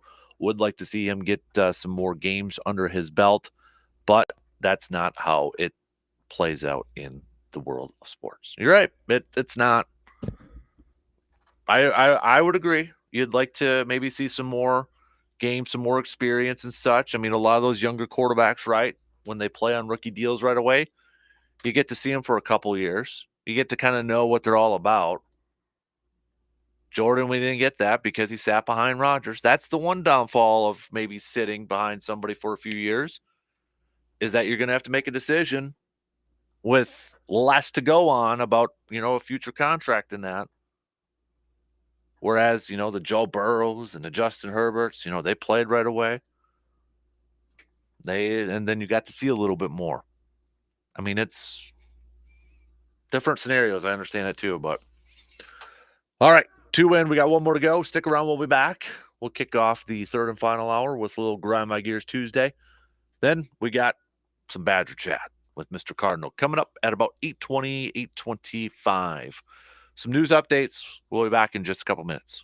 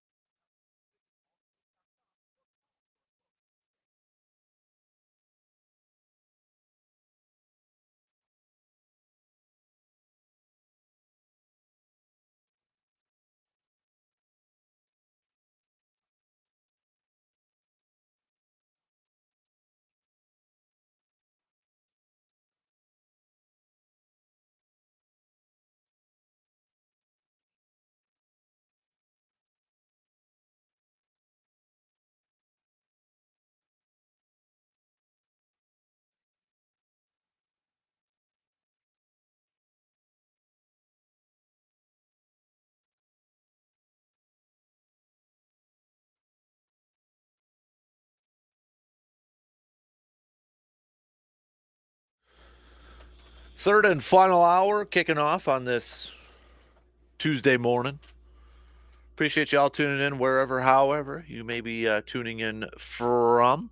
We are going to catch up with Mr. Cardinal, RJ Cardinal, in about 15, 20 minutes from now. We'll do some Badger chat with him. Badger football going to be taking on Alabama. We know the time now, September 14th, Saturday, 11 a.m. So no, not going to be a primetime game or anything like that, but going to be 11 a.m. So mark your calendars. If you've got tickets and such, put it on your calendar. You know what time you got to be on over there. So we'll talk all things Badgers and college sports with Mr. Cardinal coming up in again about 15, 20 minutes or so. Let's begin this hour with some ASAP Used Auto Parts Grind My Gears Tuesday, though, shall we? A few of you chiming in. DK, what grinds my gears? This is from Benjamin. Benjamin saying, DK, what grinds my gears is the NFL slowly releasing some of the schedule. Just flip and release the whole schedule so we can plan our falls and we can plan what football games we may potentially be going to. Hashtag go pack go. We got another texter here. What really grinds my gears? Don't know the name, by the way. What really grinds my gears is the Packers fans. Puts this in quotes though. Packers fans saying that the team should hold off on giving Jordan Love a big time contract. That's not how it works. Have to start to realize that he's going to get a big contract at this point, at some point in this offseason. Just deal with it. Okay. Another texter here. What's grinding my gears? This is from Aaron. What's grinding my gears here this morning is my Timberwolves.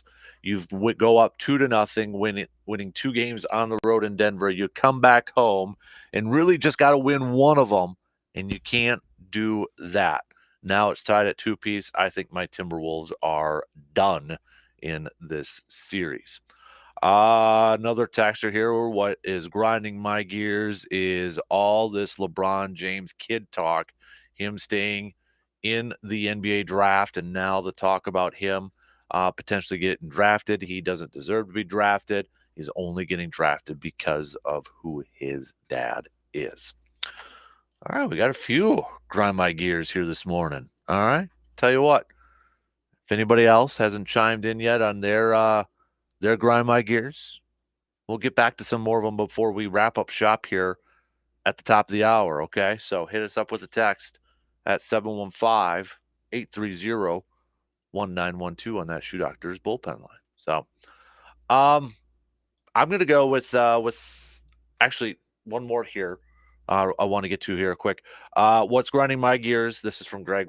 What's grinding my gears is that the PGA Championship is this weekend. I wish it would go back to August. That way, Wisconsin would still have a chance at hosting a major championship. All right, I don't think you're alone in that one either, by the way, bud. So my grind my gears, my ASAP Used Auto Parts grind my gears Tuesday. I was actually going to go with the schedule release too. So somebody kind of stole my thunder on that one, but that's okay. I was going to go with the schedule release. Just freaking release the schedule. Come on. I get it. It's the NFL, and they got to make everything a show.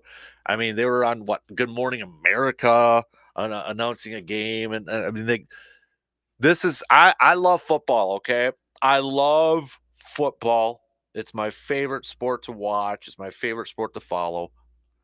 But there's a little too much at times. Like, I can't get into the XFL, AFL. I need a break. Okay, I need a break from it. Love the draft and that, but I mean, this is kind of getting a little ridiculous. Where we're making a show about schedule release. The thing is, we're the ones at fault because we eat it up, and the NFL knows what they're doing. They're marketing geniuses. So it's May, all right. Can we just get the dang schedule released instead of toying with us? And the fact is, too, it's all going to get leaked before your big show tomorrow, right?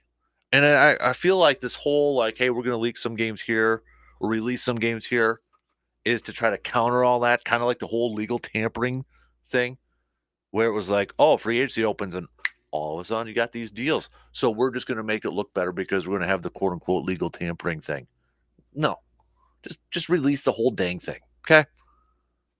You release the whole dang thing right away when it's done. You take away some of the leaks. That's just my opinion. So, I just want to know when my preseason games are going to be. Okay, that's the only, and that's the thing. Like the schedule gets released, and a lot of times I don't even have the preseason games figured out yet. How do you not have preseason games figured out? By the way, that should be the easiest one. That should be the easiest one. Who wants to play a game on this? Green Bay's only going to have one, too, at home. One preseason game at home. That should be the easiest thing. How do you not have those figured out? Okay, that should be the simple one. A couple more texts to get to here. Not grind my gears. Texts over here. Brewers. Dan, just got to say that I love watching this Brewers team. I know they lost last night's questionable calls with the umpiring crew and such, but crappy team down 7-2. I firmly believe that in years past, in the last couple of years at least, that this Brewers team that would have been over with. Nope, they stay in it. They hit a grand slam, and they make us still pay attention and still watch to see if they can pull this out. I really enjoy watching this team, and I hope this is a team that we can watch in the postseason. Long way to go yet, but I'm really enjoying this season. You know, Pat Murphy kind of mentioned something to that effect after the game last night. Let me bring up the quote that he said. And I feel like this is probably the same thought that a lot of Brewers fans have out there. But Pat Murphy said, "Gotta love our team. The way we battled, that's a sign. We did a lot of things not so good, but we had an opportunity to win the game." And I feel like that's kind of been a common theme from at least from a lot of Brewers fans who have chimed in here, that you like the grittiness of this team. And I think that's probably the word that describes it. The grittiness of this team, that they've had some come from behind wins, or they're never really completely out of it, where and a lot of that just comes from the improved offensive play. Like, last year, okay, they were close games, or if you were down by a couple runs, I think a lot of Brewers fans felt like, boy, 2-3 runs is kind of like too big of a lead for this Brewers offense to overcome. They can't do it. They gotta be a team that jumps out to a lead. They got to be a team that puts up a couple runs early and then hope the pitching and the defense shuts it down. Whereas this year, with some of the offense that we've seen so far, that you feel like, okay, maybe a couple runs down ain't that big of a deal. There's still plenty of time. We can catch up. We can get through. I think that's where that grittiness comes from, or why a lot of people feel like this team has a lot of grittiness to it, because it's the improved offense. It doesn't have that feeling. I mean, how many times, raise your hand, I'm raising my hand, how many times last year where, Brewers would be down 2-0, 3-1, 3-0, whatever it was, and you'd be like, oh, God, offense can't make up that. I know it's only 41 games into the season now, but it feels like, okay, 2-0, not out of it yet. Let's see what the offense can do. They're grinding it out. It's a big blow to not have Rhys Hoskins. Pat Murphy said that after the game too. That's a big blow. We lose one of our leaders. We just got Yelich back. Usually hamstrings are not better in a few days, and he's right. Hoskins afterwards said it was after he reached first base after hitting a single. I felt a little grab in the hamstring, and I've learned over the years not to push soft tissue stuff like that. We'll get some imaging and see where it's at. Pat Murphy also saying we've got to be mindful of getting Rhys days off here and there. He's been off for a year, a major injury to his leg, and he doesn't like to come out of the game ever. He wants to play 162. That's not practical for a guy coming off of that type of surgery. He's doing great, and I love the guy. He is one of our pillars. So it'll be a big moment for Bowers, assuming that Hoskins is going to be missing some time here. I think that's a safe bet. He's going to probably be put on the injured list.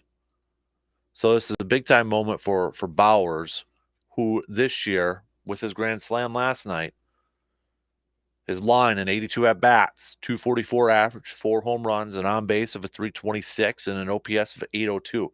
All those numbers higher than his career averages. And when you break it down in his last 15 games, Bowers, 317, 417 on base, a 610 slugging, 3 home runs, 13 RBIs. In his last 7 games, he's actually hitting 438 with a 550 on base and a 938 slugging. And you're looking at his last few games here, and this is why I think you've been seeing him getting plenty of playing time, whether it's been at first base or even in the outfield here. He's had going back to the ninth. You're talking about getting on base every single game. Look at the month of May. I've got his May numbers here. And I know we're only about halfway through. But the month of May alone, he is hitting 364. And his on base is 500. His slugging is 727. He's having a monstrous month of May. And that's after, March was just a couple games here, but it was off to a little bit of a slow start here. Full month of April, he hit 208, 263 on base percentage, and just slugged 396. Total bases in the month of April, 21. Total bases so far through May, 16. So big-time moment and a big-time opportunity for Bowers, because he's going to be counted on to fill that void left by Rhys Hoskins, mostly from the offensive side of things. Bowers was a better defensive first baseman than Hoskins, but the way Hoskins was providing some of that power in the middle of the lineup, leading the team with home runs with 9, whether it's Bowers is going to get that chance. I don't know if Tyler Black will get called up again and maybe get some time. Gary Sanchez, could we see some more playing time for Sanchez, maybe at first base as part of that rotation over there? You want to talk about power. You look at what Gary Sanchez has done in limited amount of time this year, 69 at-bats, 5 home runs. Could we see more of an opportunity for him getting in there at first base? Possible. It's absolutely possible. He doesn't have a ton of experience playing first base. He's played 4 games at first this year, just started 1 game at first base. Before that, you kind of have to go back to, I'm looking at his numbers here. He does not have a ton of experience playing first base. He had 1 game at first base in Minnesota in 2022, and then just a handful in 2017. So he's already logged 4 games at first base this year. That is the most in any other year in his career. So it's not like he's got a ton of experience there, but that's probably going to be an option. So I'm looking at guys like Bowers and Sanchez to hopefully provide a little bit more of that power behind Willie Adames in that 5 spot until Rhys Hoskins comes back. All right, let's take a quick break and switching gears here a little bit. We're going to talk some Badger football. We're going to talk some college sports with Mr. RJ Cardinal. He's coming up after these quick words.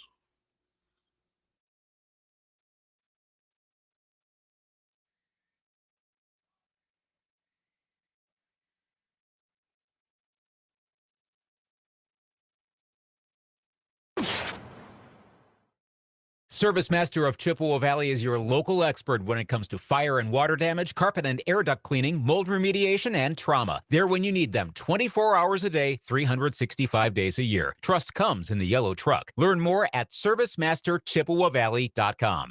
Every business faces challenges, but complicated, expensive, and uncertain shipping shouldn't be one of them. With USPS Ground Advantage from the United States Postal Service, you can avoid all the noise. No more unexpected surcharges, hidden fees, or complex rate structures. It's just easy, cost-effective, and dependable shipping. Tune your business's frequency to success and turn shipping to your advantage. Learn how at USPS.com/advantage. USPS Ground Advantage. Simple, affordable, reliable. The 988 Suicide and Crisis Lifeline is here and ready to help. Anyone can call or text 988 or chat via 988wisconsin.org to get connected to a trained Lifeline counselor. Trained counselors are here to support anyone experiencing a suicidal, mental health, or substance use crisis. You can also contact 988 if you are concerned about someone. 988 is confidential and free to all Wisconsin residents. 988 24/7. Call, text, chat. Here to support you. Sponsored by the Wisconsin Department of Health Services. Progressive knows when you own a boat, life on land is a tough sell. Come on down to Land, the place where you can do so much walking. You can walk to work, the bus stop, or the gym, where you can pretend you're walking up an endless flight of stairs. Even when you're flying somewhere, you can take a really long walk through the airport. It's Land. Life on a boat is way more relaxing, and it's even more relaxing when you protect your boat with Progressive, America's #1 boat insurer. Progressive Casualty Insurance Company and Affiliates, #1 rating based on 2022 boat market share data from ratefilings.com. Get in zone, AutoZone. Welcome to AutoZone. What are you working on today? I gotta change the oil in my car. Right now, get 5 quarts of Pennzoil Platinum Full Synthetic with an STP Extended Life Oil Filter for only $34.99. Get in zone. And what do I do with my old oil? We can recycle your used oil for free. Get in zone, And I might need some help. No problem. We have helpful how-tos at AutoZone.com. Get in zone, AutoZone. Restrictions apply. This update is sponsored by UW Credit Union. For every stage of life, UW Credit Union is here for every you. Every Sunday home game, 9 lucky kids ages 6 to 13 will appear on the field during the national anthem. Enter a child for their chance to have their major league moment today by visiting your local participating PNC Bank. Join UW Credit Union at uwcu.org, insured by NCUA.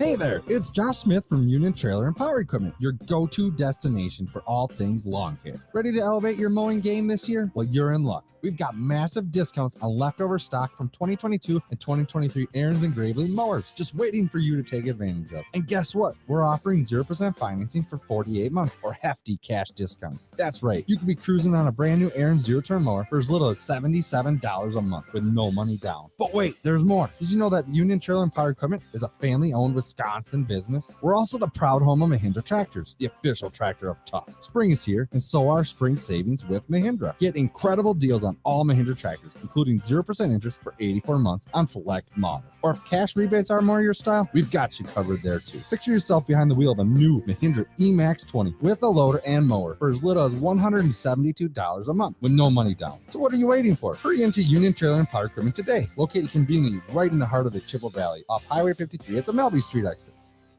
You want to feel important. You want to be a part of something bigger, something that matters and can help change things. You want to feel like you belong. We know. We felt that way too. And that's why we did something about it. We aren't just Army National Guard soldiers. We are normal people just like you. And together, we can make a difference. Take on your legacy. Visit NationalGuard.com to find out more. Sponsored by the Wisconsin Army National Guard, aired by the Wisconsin Broadcasters Association and this station. Don't get bullied into accepting a personal injury settlement that isn't fair. At Buy Golf and Roadie, they know reputation is important and it can affect your case's outcome. If you want your case to be taken seriously, you need lawyers who are taken seriously. They've had your back for 50 years and they've got your back now. Buy Golf and Roadie. Serious injuries need serious lawyers. Call 800-607-3030 or online at buygolf.com. He doesn't just talk sports, he knows sports. In fact, he and sports are best friends. I saw the two of them last night knocking back a couple of cold ones. The Dan Kasper Show, weekday mornings from 6 to 9.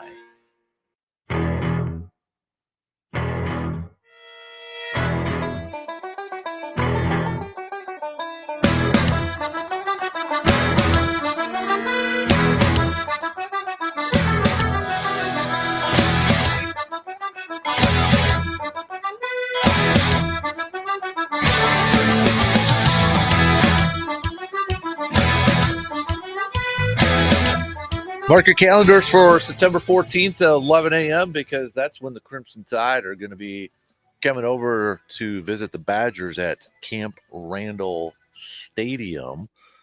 RJ Cardinal joining us here this morning. RJ, first thing, when you heard that game time, were you a little surprised that it wasn't in prime time for that matchup? Yeah, a little bit, but who knows? Maybe mid-September in Wisconsin at night's a little too cold for people from the South. I don't know, but shots fired. I'm okay with it. I love 11 a.m. kicks. You get started early, able to have the rest of the day really to go watch all the other games because in this day and age, as we're moving forward. The Big Ten's $1 billion contract, they are in bed with some networks whose prime slots are 11 a.m. and 2:30 with Fox and CBS. So I think there might be less opportunity for home games to be night games solely because of that. You have one network who you're also sharing with Notre Dame and NBC. That's your Big Ten Saturday night, and whether that is always going to be a Big Ten Saturday night, I don't know. The first 2 weeks are. I think I saw Fresno State at Michigan, and then Colorado at Nebraska are the first 2 weeks for Fox Saturday night. Or NBC's Big Ten Saturday night. But yeah, I think moving forward, home games at Wisconsin, unless it's a major matchup with ranked teams and all that, we might be seeing more 2:30 and 11 o'clock kicks. All right. So you prefer the 11 o'clock ones? You said. Oh yeah. Like I go right in order of give me 11 a.m. a 2:30. And then I'll take a late night. Much like you could ask a lot of players, they'd rather have an 11 a.m. game. You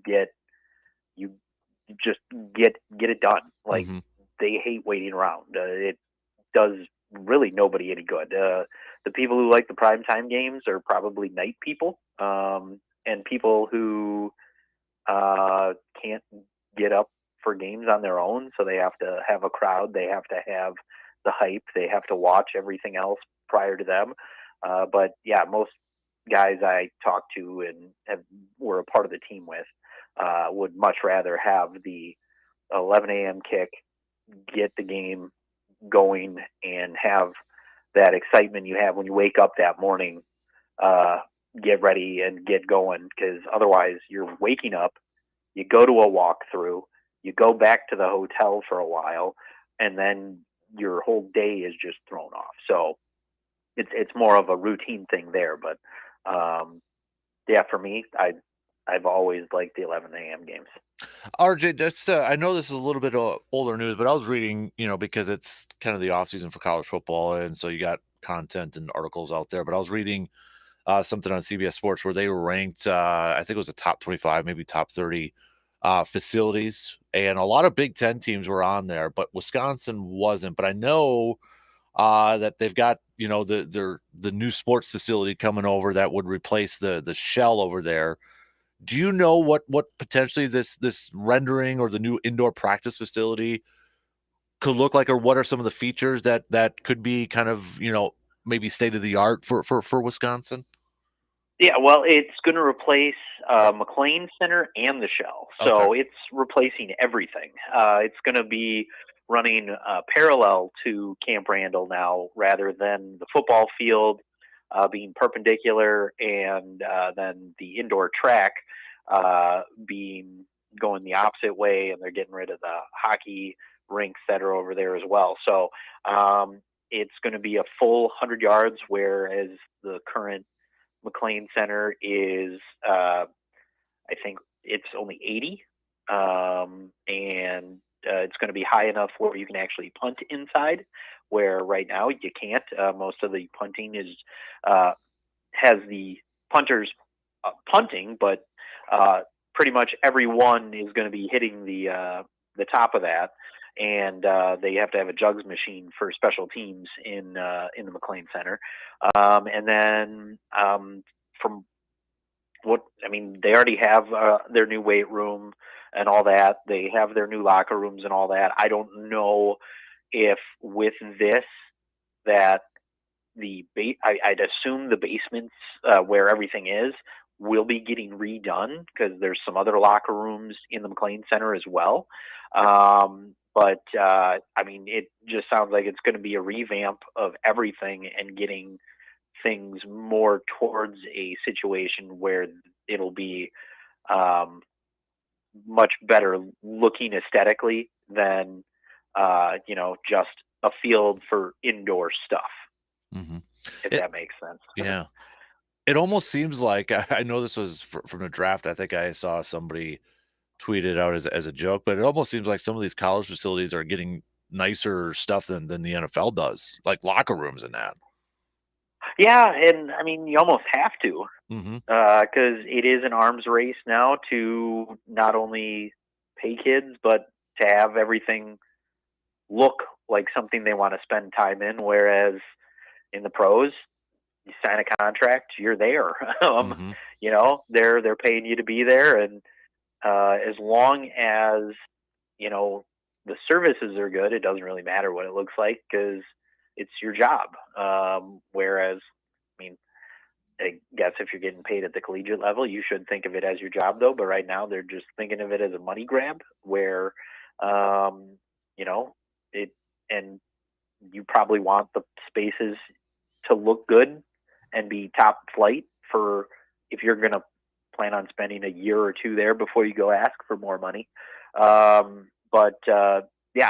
think a lot of the times it has to look better, and they're a lot larger because they also accommodate more than just one football team of what's the NFL at? Are they at 54 or 55 now for that main roster? But you also have the practice squad, I'd assume, lifts in there with you guys. But you have a lot more than the active roster and the travel and the practice squad there. So you have to accommodate a lot more as well. Mm-hmm.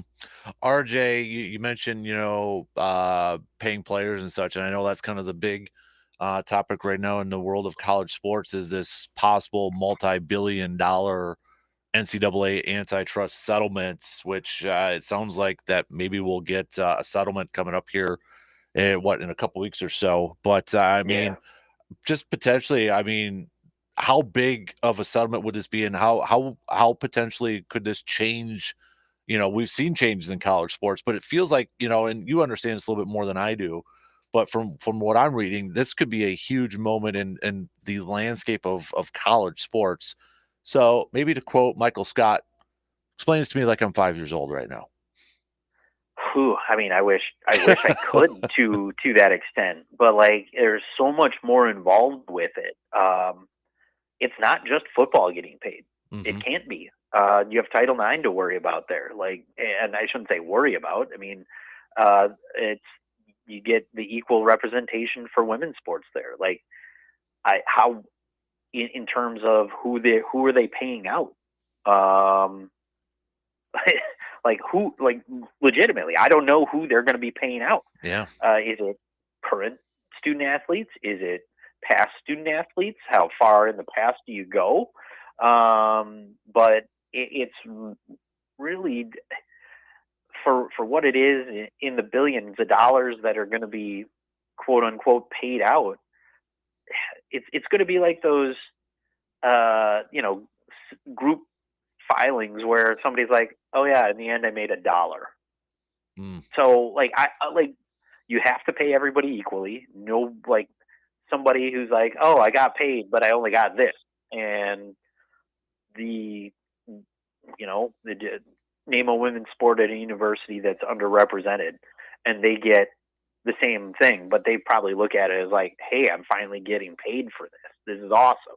It just depends on the light you look at it at. And I'm not sure how the breakout in the antitrust and revenue sharing is going to work in the settlement, but it's a lot more complicated than these are who's going to be getting paid, because like it can't just be active student athletes, you know, especially since the filing. I mean, for having a court case like this ending now, I forget when it was actually filed, but I don't think it was like filed recently. But yeah, so I honestly have no clue how you even end up paying this out. And it's not on the NCAA's shoulders. It becomes on the athletic departments of the individual NCAA institutions. And I don't think it's even limited to Division I. So like you're spanning 3 divisions, well, 4, I guess, if you're including, well, I guess it depends on how you break up FCS and FBS for football. That's really the only one that's broken up like that. So we'll just call it 3 divisions. And like, yeah, it's one of those. It's a lot more complicated than how it's answered. And I guess, however, it is determined by the time we finally get the ruling, we'll find out more on what it is. But right now, I'm just as confused as maybe you are. So maybe I explained it to you in a roundabout way that kind of gives an answer, but I have no clue. It's just, you know, the more like I'm looking at this too, and, you know, I know an easy answer for a lot of fans out there say, well, you know, put like a salary cap on there. But I was reading too, like, well, there could be, you know, potential lawsuits and claims that would be colluding to cap player compensation without, you know, having a collective bargain agreement. So it's like, it's almost feels like, RJ, they're starting a brand new pro league here, and they got all these steps to kind of clear before. It's like they're starting a brand new league, it seems like. But the thing there is, though, like, you can't set a salary cap for football. You can't set a salary cap for basketball, women's volleyball, women's hockey, men's hockey, women's basketball. Like, you can't be doing this because, especially at this level, it needs to be equal. So if you set a salary cap, the football players are going to be pretty much taking a pay cut already. And, you know, there's only one player union that I know of at one school. So you don't have to collectively bargain. Right now, you can make the rule and just say, that's it. Good luck. If you don't like it, go somewhere else. Where are you going to go? Right. I mean, if you're of age at your specific sport to go be a pro, you can go do that. The different sports do have different entry level ages there, and we'll see where it goes. But like, I don't really understand how you can have an antitrust when you have options to go elsewhere and play a sport. So, especially since most of the schools there's a lot of schools that are not for profit and are state institutions, so they don't really fall into some of those rules as government entities.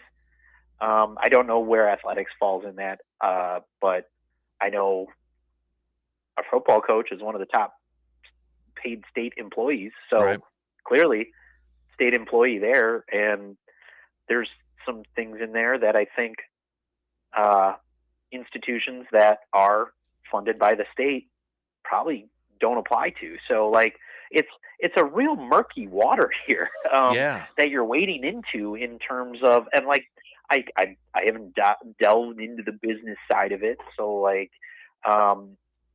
it really, and even some of it, the money that UW-Madison makes, you know, trickles down to the D3 campuses here, and it's really weird how this can go about actually happening when you have state laws in 50 different states. You have some are state employees, some aren't. You have private schools that are in the NCAA that I don't know how this is going to apply to them, because I know in the real world there's a lot of things where private schools have a lot of different rules on how, you know, they can endow scholarships to players for academics and things like that, and other schools do that too. But like especially when you look at leagues like the Ivy League and things like that, none of those are scholarship players, but they all have scholarships somehow for the academic side of things, you know. So it's just really weird. It's going to be difficult, and I think any school could probably get a lawyer and have them argue whatever the ruling is found, and have it be shot down in some aspect because of X rules of where their school, what state their school happens to lie in. So it's really murky on where, when, how, why, all of whatever the ruling is going to be, how this lawsuit gets actually settled. So it's kind of interesting, but yeah, it's wow, like you know, you just don't know. Right. And I was reading it here a little bit too. It said this was from ESPN that source said that the proposal it would create a spending cap for each Power 5 or each Power Conference school based on 22% of the average media rights, ticket sales, and sponsorship revenue for each Power School or Power Conference school. Sources said they expect that cap number to be nearly 20 million per school, and schools would not be required to spend that much money on their athletes, but would have the option to share up to that $20 million figure with them. I would have to imagine, RJ, too, it would, you know, okay, you got $20 million. You almost like, as you were talking about with football and such, if they were going to divvy all that up, I mean, would they go to, you know, the first sports at the top of the board are going to be the ones that maybe are the most competitive or the most popular or the biggest money makers, right? Yeah. Title IX says so. Yeah. So you have that there, and you look at like an athletic department like Ohio State. It's the largest athletic department sports-wise in the country. They have a lot of athletes to pay. Yeah. And they're on the same paying level as every team in the Big Ten. Then if they take ticket sales, media rights, all that kind of stuff. And there's the other thing. A school's going to change even within a conference. Your media rights deal, at least in the Big Ten, it's going to be spread equally, and until I think USC and UCLA get equal, but then Oregon and Washington are moving their way to an equal portion. And then, I mean, Autzen Stadium is one of the smaller stadiums in the league, I think. Whereas you have 4 of the largest in the nation in Ohio State, Michigan, the Rose Bowl, Penn State, I guess USC now. So, I mean, I think it just reeled off 5 there instead, where they can have crowds of 100,000, you know? So, I mean, the playing field, no matter where you are set at that, what did you say, 20% of that, all that combined? Yeah, 22%. It's not going to, you're not creating a fair playing field there either. So like the rules that possibly could happen, yes, any school that's not happy with it could probably send a lawyer in there and say, yeah, you're not making this fair, and probably have the thing thrown out of or overturned, you know? So like there's too much going on here to actually have a pay scale of any kind to determine what pay is going to be. There's men's and women's sports. It actually goes across the entire NCAA. You can't like limit it to Power 5 schools, you know? So, I mean, and if you do, I mean, you'll have D2, D3 schools being like, well, we don't have TV rights and we don't have this, but we also have to pay our players. So when you get to the lower levels, does that mean the private schools are going to start collecting talent, and public schools are gonna, kind of go to the wayside because they can't pay, but they actually won't because there's enough people playing college athletics right now. It's not like sports programs are just going to die off because they can't pay kids. There's still going to be kids who won't be able to get paid that want to play, and they'll end up somewhere. But yeah, it's a whole trickle down effect that nobody seems to think about. And all they had to do, the NCAA, was create some rules, and they didn't do that. And now it's turning into a whole thing that we've talked about it before that could end the NCAA. Yeah, yeah, absolutely. Oh, RJ, appreciate the chat there, man. It's I don't just reading some of the quotes here too. It seems like a lot of schools don't even know what's going on. They don't know. They're kind of in a wait and see approach at this point. Yep, it's because they got to find out what's going on, and they're the ones who got to pay. It's not the NCAA. They have nothing to share, apparently. But it's one of those where it's a wait and see what actually is some of what's being argued right now. Mm-hmm. Absolutely. RJ, we appreciate it as always, buddy. Thanks for joining us here this morning, and we'll catch up again next week. Okay, bud? Sounds good. We will talk to you then. You got it. RJ Cardinal breaking it all down for us here this morning. Big thanks to him. All right, let's take a quick break here. We'll wrap up the program doing some picks and predicts. We got some hoops, playoff hoops. We've got Stanley Cup playoffs. We've got some baseball games and such. Quick break. We'll be back after these few words.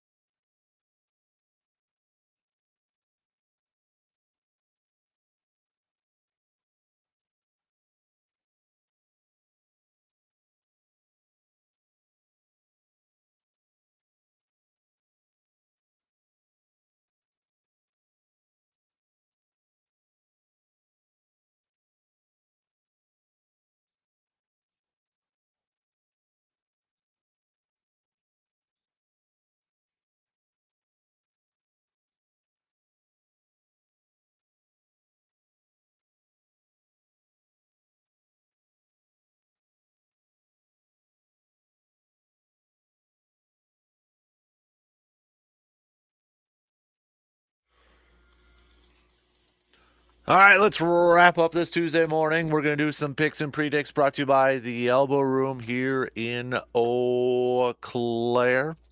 Let's start off with some hoops games, shall we? We've got the Pacers visiting the New York Knickerbockers. Series moving back to New York, tied at 2 apiece. Give me the Knicks to win tonight. I'm going with home teams tonight. Sorry, T-Wolves fans, but Timberwolves taking on the Nuggets. Back in Denver, I'm going to roll with Denver winning Game 5 tonight. We've got Boston taking on the Florida Panthers and some Stanley Cup playoffs here. Florida, if they win, they advance. I think Boston takes it. I'm going to go Boston.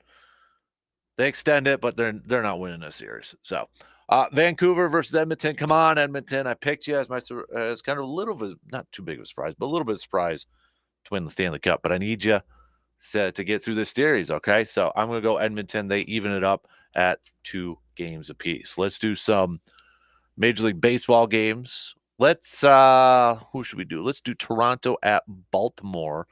Dalton Varsho will have another fantastic game in him, both defensively and offensively, like he did last night. I'm going to go Baltimore winning this one, though. So, Chicago, the Cubbies at Atlanta. Give me the Braves again. New York at Minnesota. This one's actually going to be on TBS, by the way, peeps. I'll go with the Yankees to win this one. Let's go. And then Brewers. Boy. I think somehow they squeak it out. I shouldn't say somehow squeak it out, but I'm not confident with Joe Ross on the mound. But I think the Brewers will get it done, and they'll get it so where they could potentially win it tomorrow. So I'll go with the Brewers tonight too. So all right, that's your picks and your predicts. Brought to you by the Elbow Room this morning. Kind of wrapping things up here. So we talked a lot of Brewers. We talked a lot of baseball here this morning. Brewers again falling last night. Rhys Hoskins suffering a hamstring injury. It sounds like he's going to be out for a little bit. Sounds like there's going to be an injured list designation. So we shall see. We'll find out probably today, though, for sure, later on this afternoon or maybe later on this morning. But we talked a lot of baseball, Brewers. We talked some Packers and Jordan Love with the Jared Goff contract extension. Him getting a nice pay raise there. What does it mean for Jordan Love in terms of his pending new deal? He's got to be pretty happy. His agent's got to be pretty happy. Jordan Love's going to get a nice brand new contract, and it's going to have a lot of money attached to that. So the NFL schedule officially comes out tomorrow, so we will know the entire Packers schedule outside of the preseason probably. So we will we know the first week, but then after that we'll know everything else there too. So throw this question out to you. You can start to chime in now if you want. Otherwise, save it for tomorrow. This is going to be your homework assignment. What is it? What are the top things? Just give me a couple. But what are the top things you look at when it comes to the NFL schedule release? You already know mine. I look at bye week, primetime games, when Minnesota comes here, when we go to Chicago, and what games are on deer hunting season, rifle season specifically. Do they have a game that opening weekend? When is it? Is it Thursday before? Because that's fantastic. If it's Sunday night, that's awesome too. Although I'll be exhausted getting ready for I don't know if I want Sunday night either, but Thursdays before, because then you don't have to worry about it all weekend. Those are the things I look at. So, but maybe we'll have a little bit of a schedule release to talk about tomorrow morning, if we get some of that out there. What else? We talked a little playoff hoops and such. Obviously, we just got done talking some Badgers. This is when this comes down, this multi-billion-dollar NCAA antitrust settlement. It's there's a breakdown on ESPN. If you want a little bit more info, you can go to the mothership, ESPN.com. It's a little bit of a read there, but they break it down nicely. And like, what are the chances of a settlement happening? How much money will schools be spending on future payments to athletes?